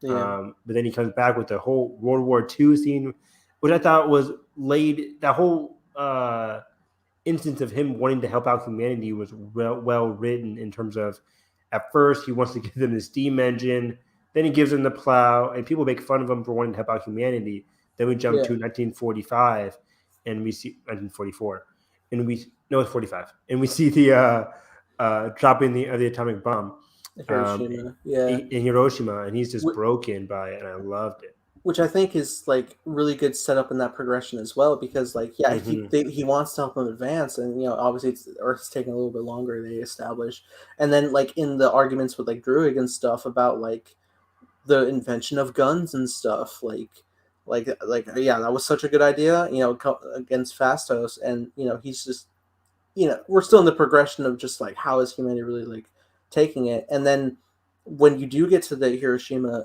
bomb and he's there witnessing it, that he's really broken in that moment, and he's kind of like realizing, I don't think in the sense that Druig is correct because Druig was on the side of humanity, but like he gets so broken at his point that he doesn't think humanity is worth saving at all, because in that moment, like, look what they've done, like that's such a horrific event, and he effectively did it. He helped. And I think there's like a lot of different points of like the Eternals, like, giving a negative effect. And it really a lot of it does kind of become a bit of a redemption for humanity. Like they've established like so much of like negativity that it's like an answering for sins type deal to come together to stop the Celestials, like ultimately like the ultimate redemption to save the planet. Yeah, I think that's a good point. I think that's one of the core themes of the movie. Ajax, a lot of the time, is saying, like, humanity, we just have to wait for humanity to get better, like you say in the past flashbacks. But as an audience member, as a human being, we know humanity does a lot of terrible things. And that's what makes the core dilemma in the finale so important. It's like, do we risk our lives for this planet that went through a lot of bad things? Or, like Ajax said, there were a group of people who saved the world through their tenacity and through their love for each other.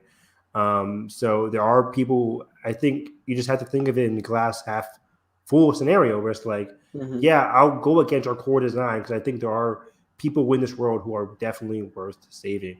I just love that whole dilemma. Yeah, and I think the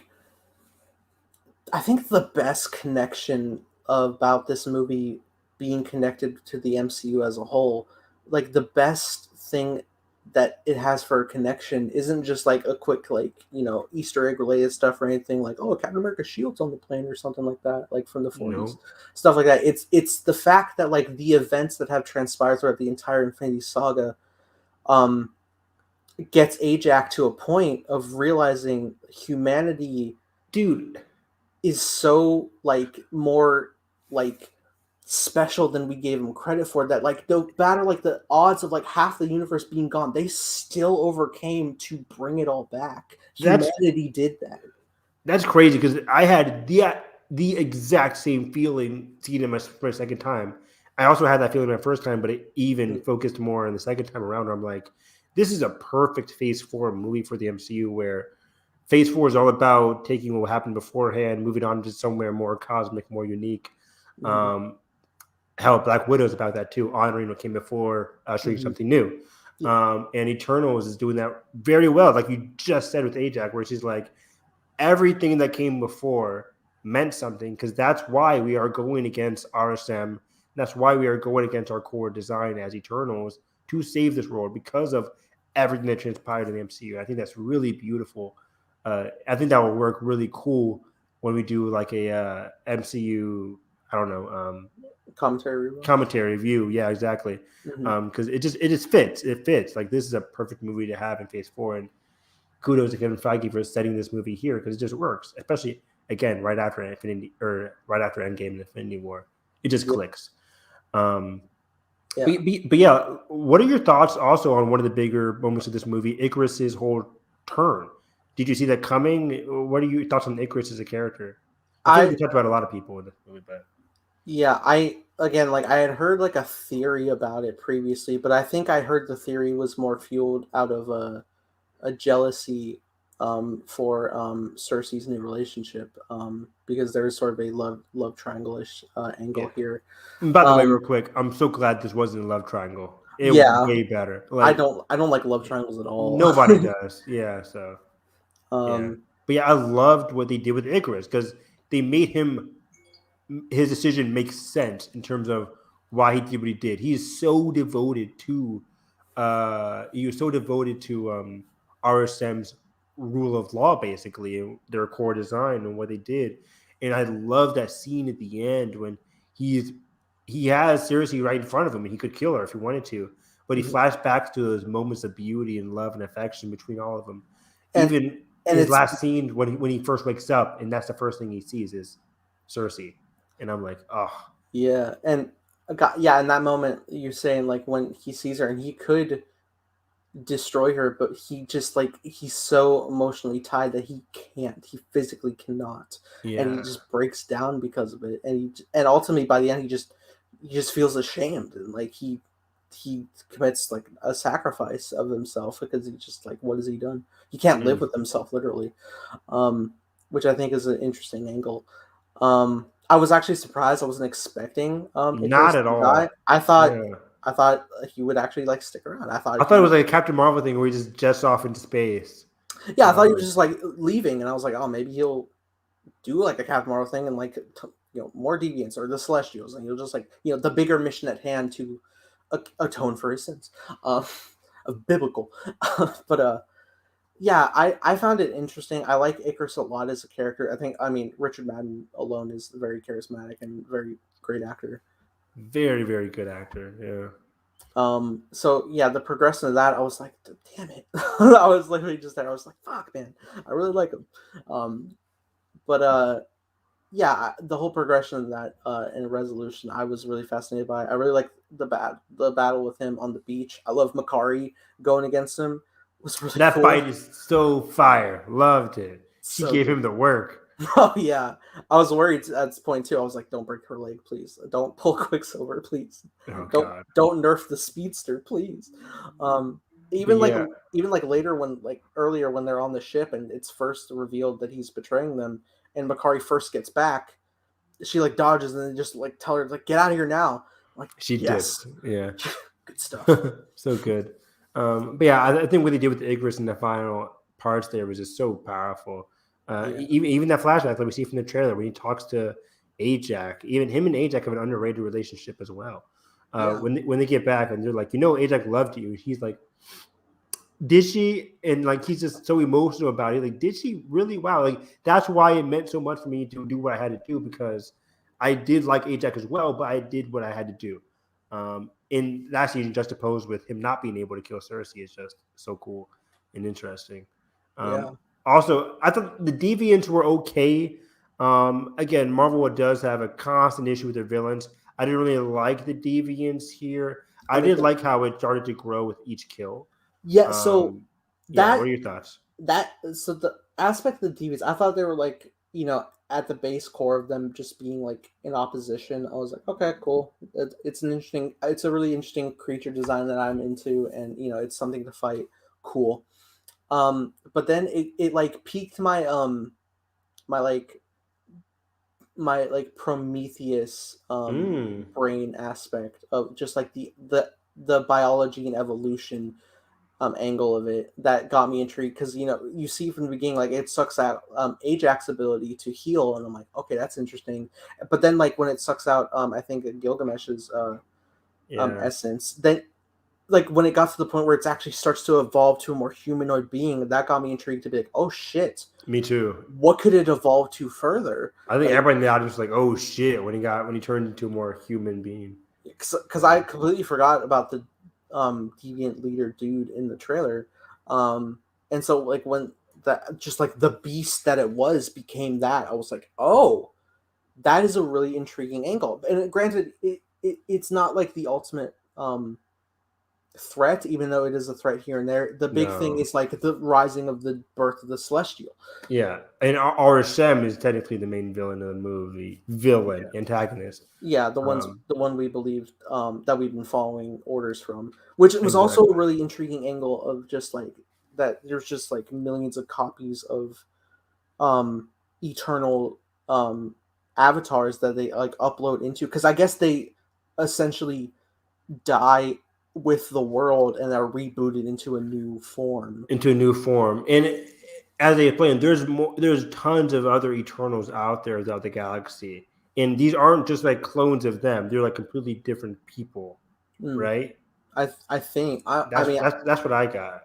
I think the angle I got was that they are the same like model beings, so which would be a really interesting aspect of like fighting your like evil self for a future installment. Would be because when they go to the whole gallery of like when Cersei's like looking at but I was like studying them, and they all are basically the Eternals we know in this film. They're just they're the same model. They just don't have like their skin. So when they hit the end, like when Makari, Druig, and Athena are going out looking for other Eternals, are they looking for clones of themselves? Maybe. I don't. I mean, granted, there's also in the first end credit scene when they introduce other Eternals or other Celestials. Well, I mean, when they introduce Star Fox himself, he seems like pretty Eternal looking. Yeah, he's another Eternal. Yeah, who doesn't look like them. I think it could go both ways. It could be a different Eternals or Eternals that look like them.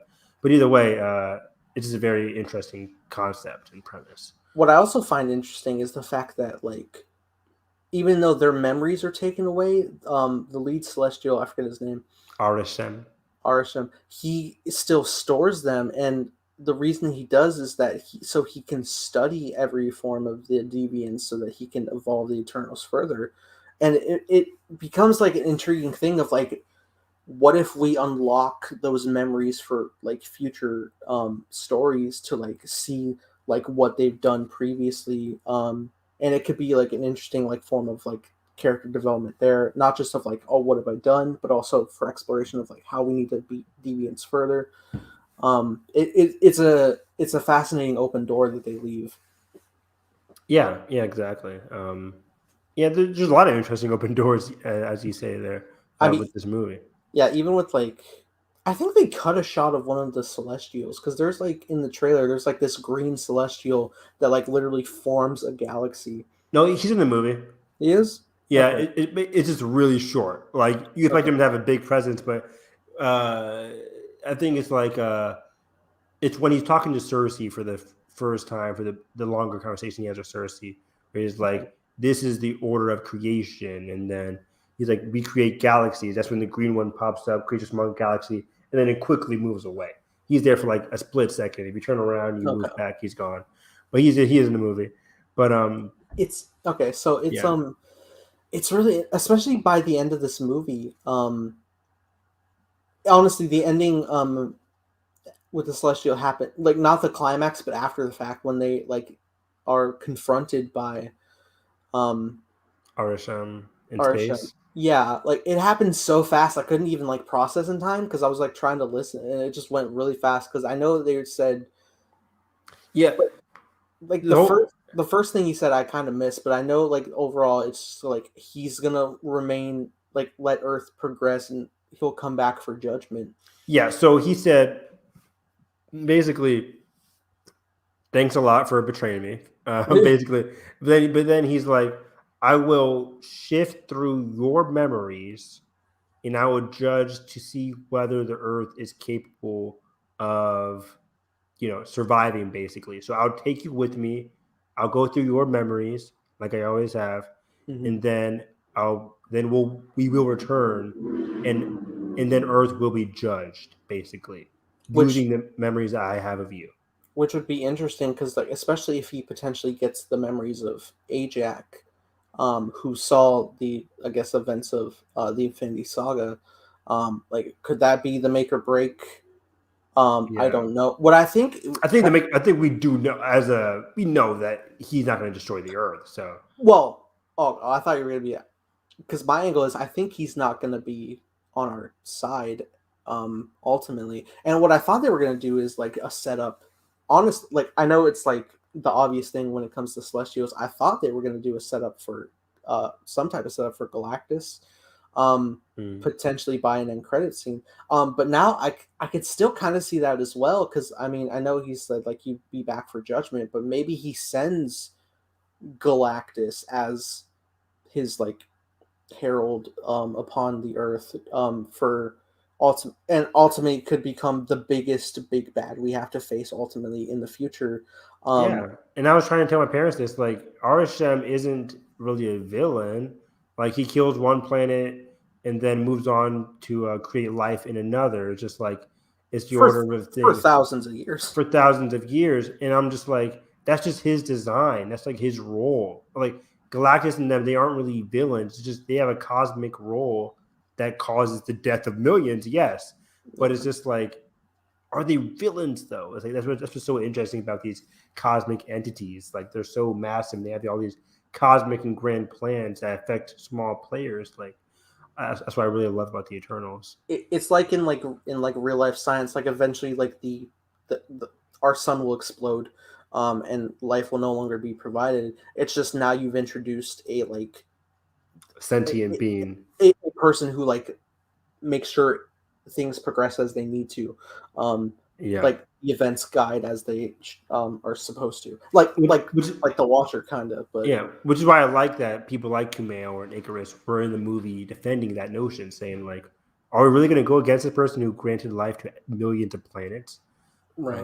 And some died and some didn't, but just but in general, I thought this was a good time. We didn't talk about. I was disappointed in Deviant. I was disappointed also in Jon Snow, Kit Harington's character. I knew he wasn't going to have that big of a role. I didn't know he was that minuscule of a role. Well, it looks like he'll have a bigger one moving forward. Which is one of the issues I have with the MCU. I say this every time. It's like they include a certain character and then they're not going to be big into a future character. But it's like a TV show, so he'll be in season 2, basically.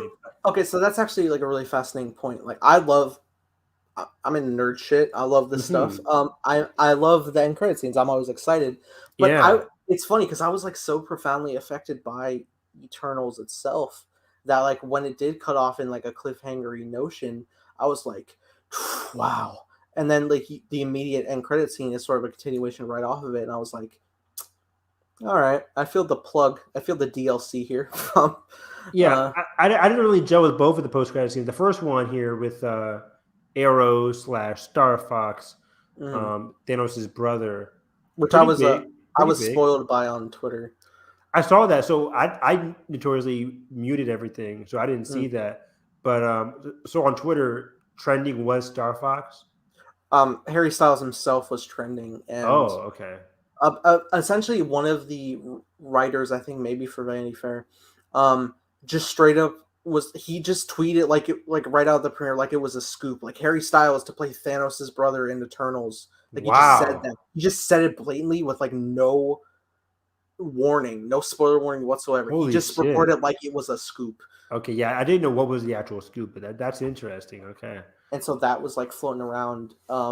And effectively, I just kind of like heard it from word of mouth. Like, is Harry Styles really in Eternals? And I heard that Harry Styles. I remember that scoop from last year, maybe that Harry Styles might be in Eternals. But I totally forgot about it when I walked into the theater. And I heard I heard that floating around, and I was just like, okay, maybe that's real, maybe not. I don't know. But then when that dude was just blatantly like, and he is Thanos' brother, and I'm just like, damn.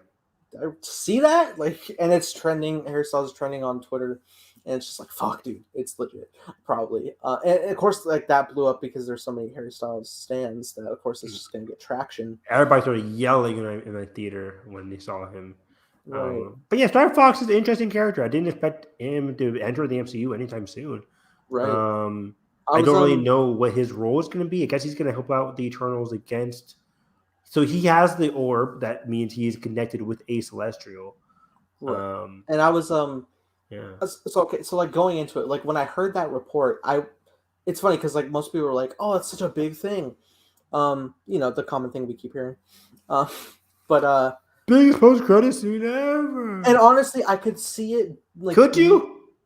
I could see it being a big thing, but like, so when I first heard it on Twitter, I was like, I felt meh about it because I was like, okay, like I don't feel the big impact of it because like I didn't like watch it play out as the reveal in the scene. I had to see how it plays out, and also I didn't know like what he looks like and stuff. I didn't know how it was gonna play out. Like I didn't know if he was like similarly textured like Thanos was, but looks probably like a lot more Harry Styles.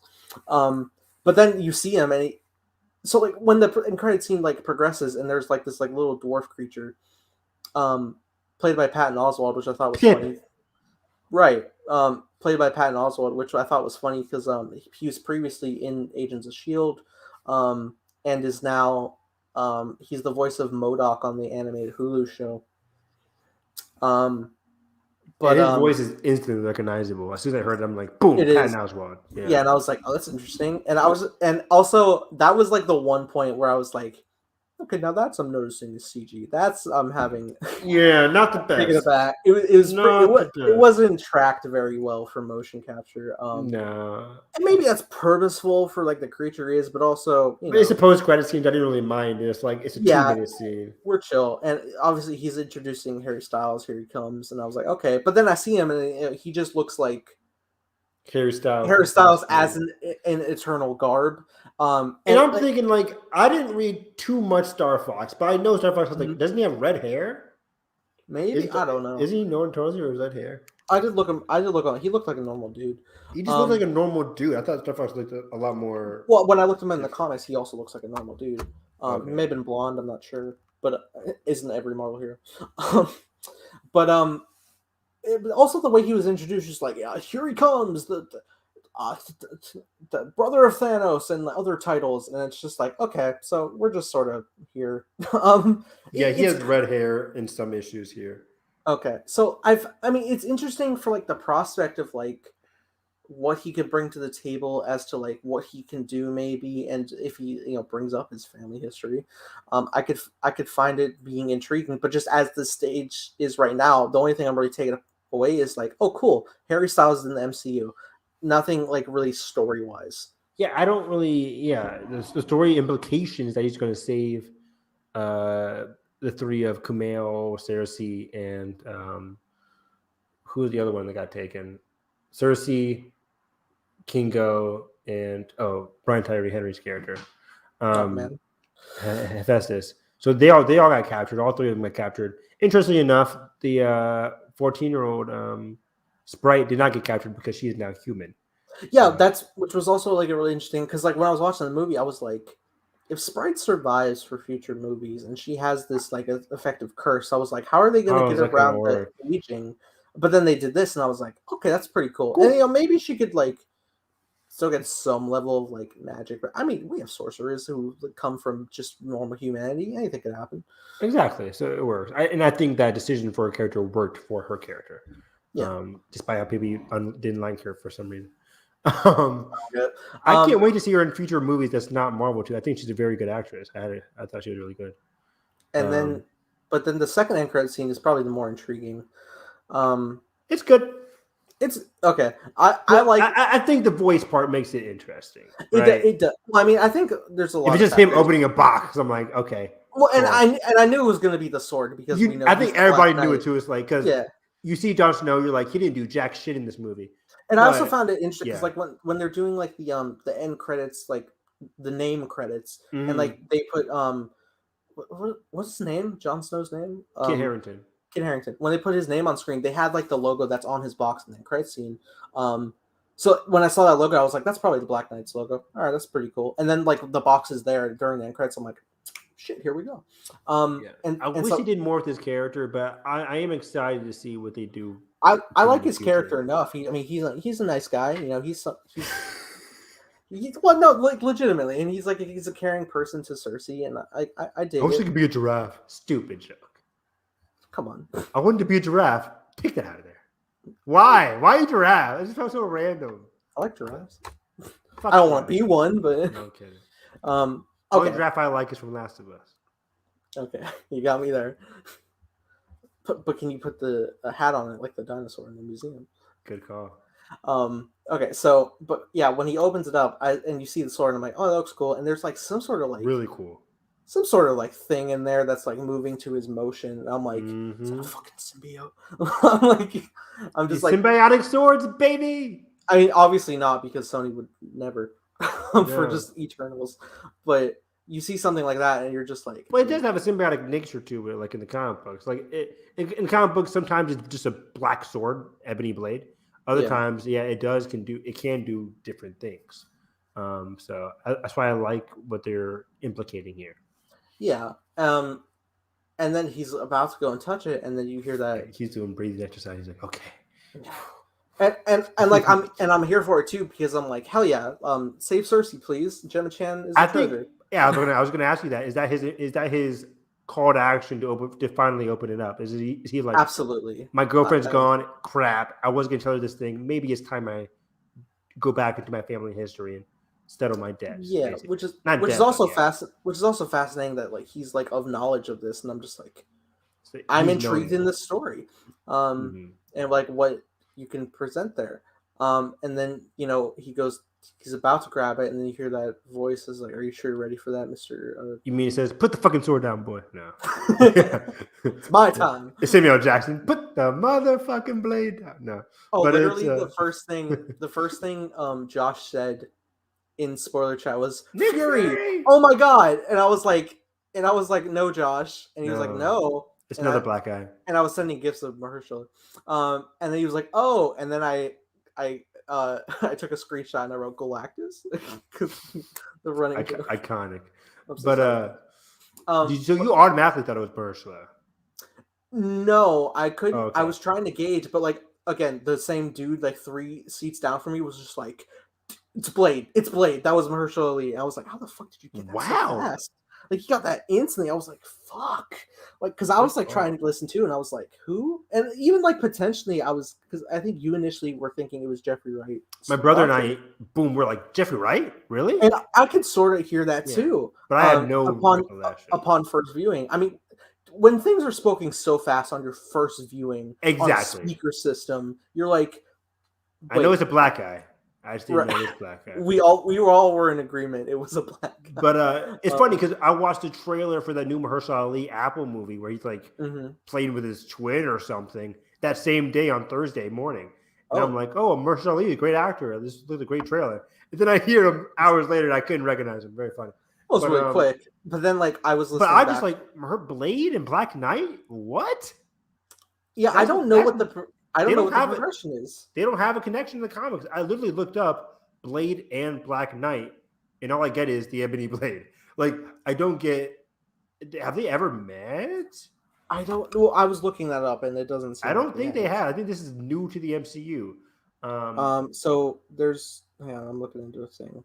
Okay, but yeah, while you look that up, I'm fascinated. Like, of course, Ebony Blade, Black Knight, a type of like Twilight character. I say Twilight in the sense that like he's a good hero. He's part of the Avengers, but at the same time, there are some dark powers and a curse that goes with it.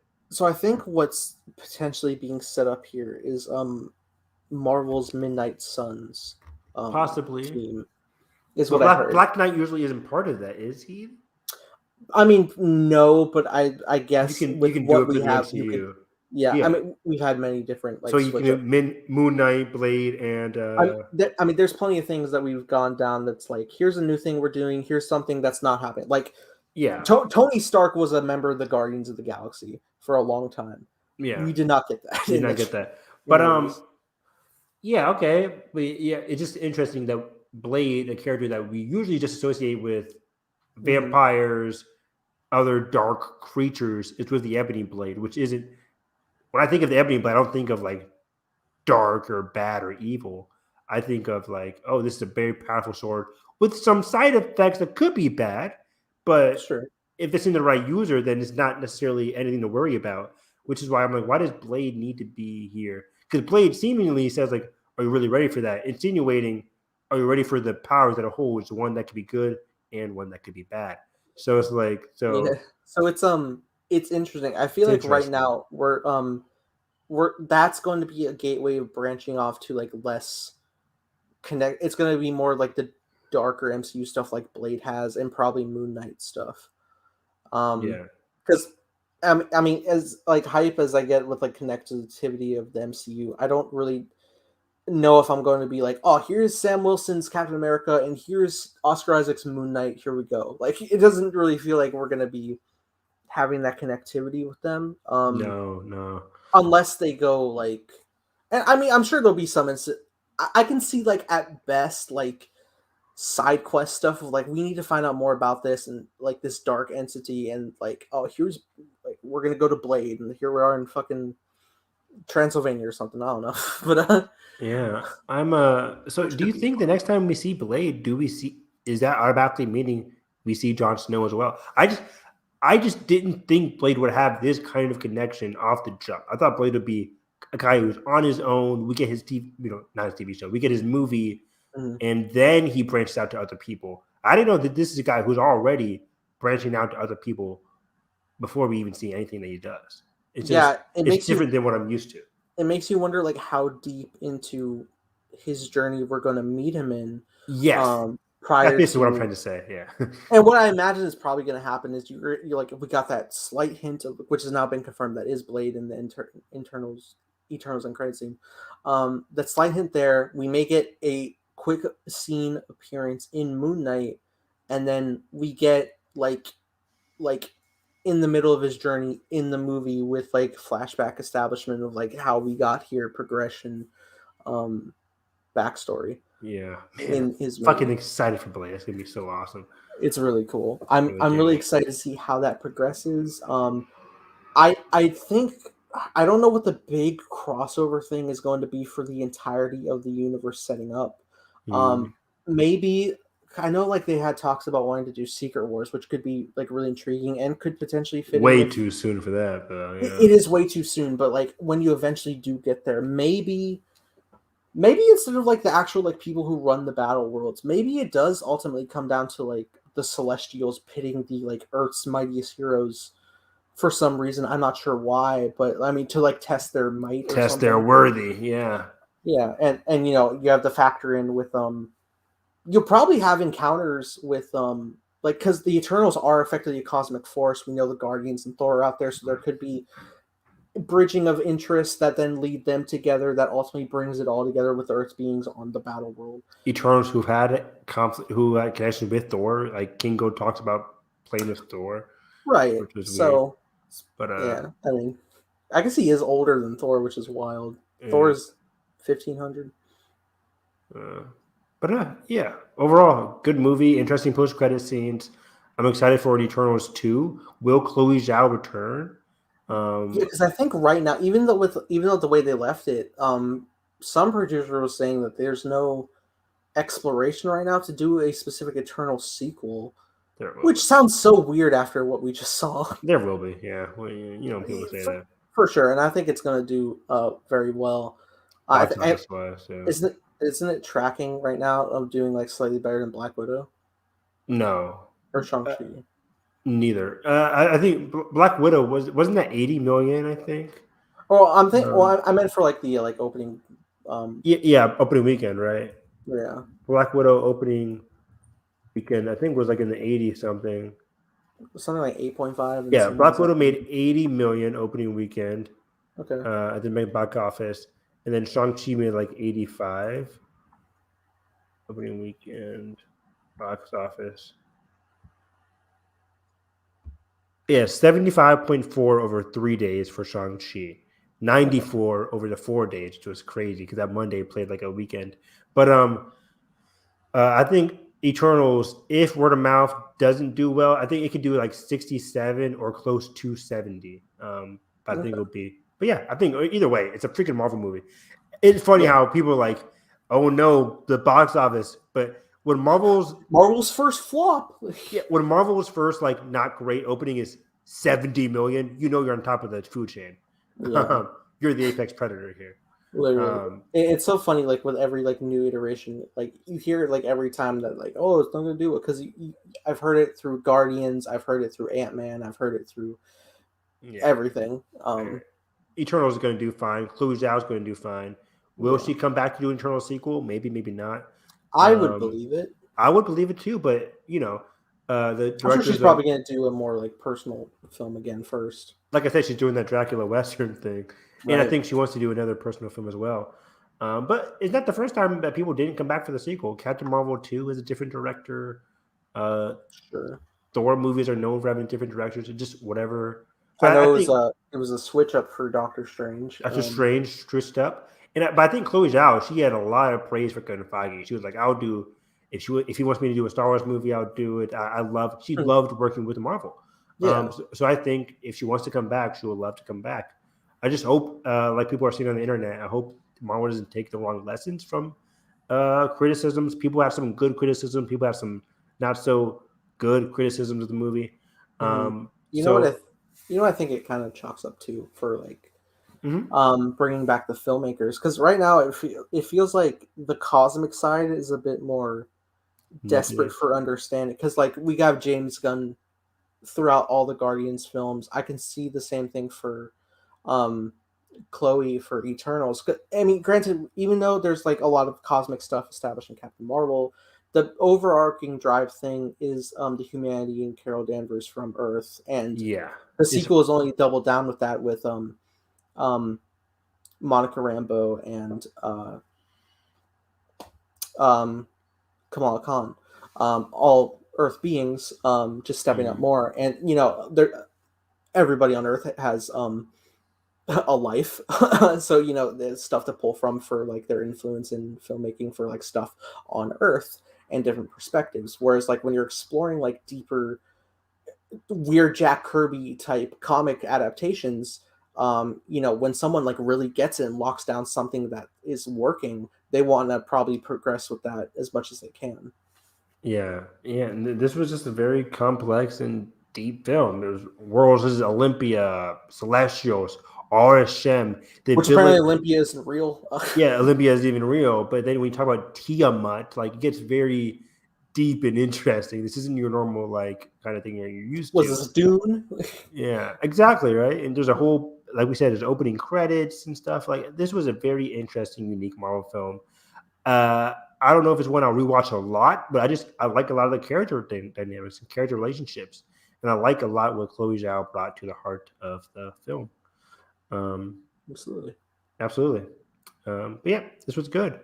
I think the more I talk about it now, I don't know whether I like it more than Black Widow or not. I might put it above Black Widow for now. Even because for me, Black Widow is anchored to death by Florence Pugh. If Florence Pugh wasn't in Black Widow, I wouldn't like Black Widow at all. Florence Pugh made Black Widow for me. But Eternal is just, there's a lot more to think about, to ring out and talk about with you. I mean, to my stunning, to my and I'm just talking about 2021 films, guys. I'm not talking about just yeah. To my bewilderment, it has become my number one of the year, which is crazy to me. Is why I was sitting like there, and it was like we're leading up to the climax, and I was like, "There's no way I put this above the Green Knight, is there?" I'm sitting here. I'm like, I don't know, man. It's pretty deep, and like it's pretty epic. It's an epic. I'm into it, and then I just go through it on like, fuck, man. I think so. Yeah, nice. Yeah, I think Shang-Chi is still my favorite superhero movie of the year. I love everything about Shang-Chi. I give it a 4.5. I might go even higher the more I think about it. I just love everything about Shang-Chi. It is a great time. I mean, it's also wild. Like looking at the MCU ranking, I do have Eternals is at my number 6.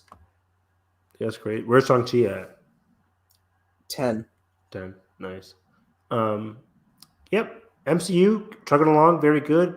This was not our last MCU film of the year, not our last MCU review of the year, because next month we are getting Twip Spider-Man No Way Home, which we should be getting a poster. It is now past midnight.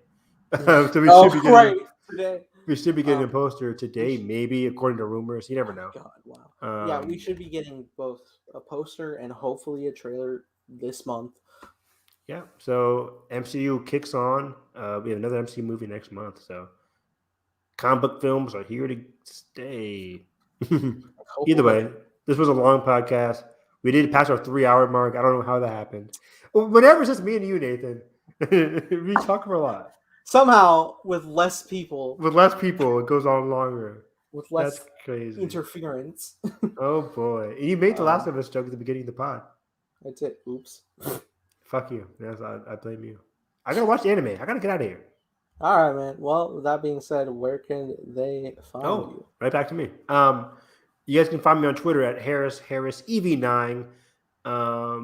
Yeah, a fun weekend ahead. I had a great time watching Eternals with my fam again this weekend. I didn't really say what they thought of it. They thought it was slow. They didn't really enjoy the pacing, but they said, "I like those Game of Thrones guys, and I like Cameo." And they like the Bollywood scene. The Bollywood scene's fucking hilarious. Oh, it's great. Great scene, fantastic, worth the price of admission alone. Yeah, I'm having a good time this weekend. And next week, I'm getting my car fixed finally on Monday. Oh. I got into a car accident a couple weeks back. What else? That's about it. Everybody watch Succession tomorrow. Best show on TV right now. And 86. Nathan, where are you at? You can find me at the Film Carson. No, seriously, follow Carson there for plenty of different topics and discussions of multitude of things. Yep. Oh, real quick. Carson's thoughts on Eternals. It's good. Yeah, basically. He thought it was fine. He literally tweeted like it is 2 a.m. and I have nothing of value to say about Eternals, and I was like, what the fuck? I know, right? Damn. And I quote tweeted and I said Nomadland 2020. But I'm sorry. But yeah, you can find me at _ Nathan Rojas.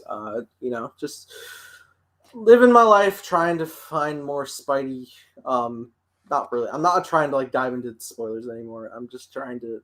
I want a trailer. I want to just go. I'm ready. Does Kylo Ren die? Fuck! Please no. Please God no. Does Toby die?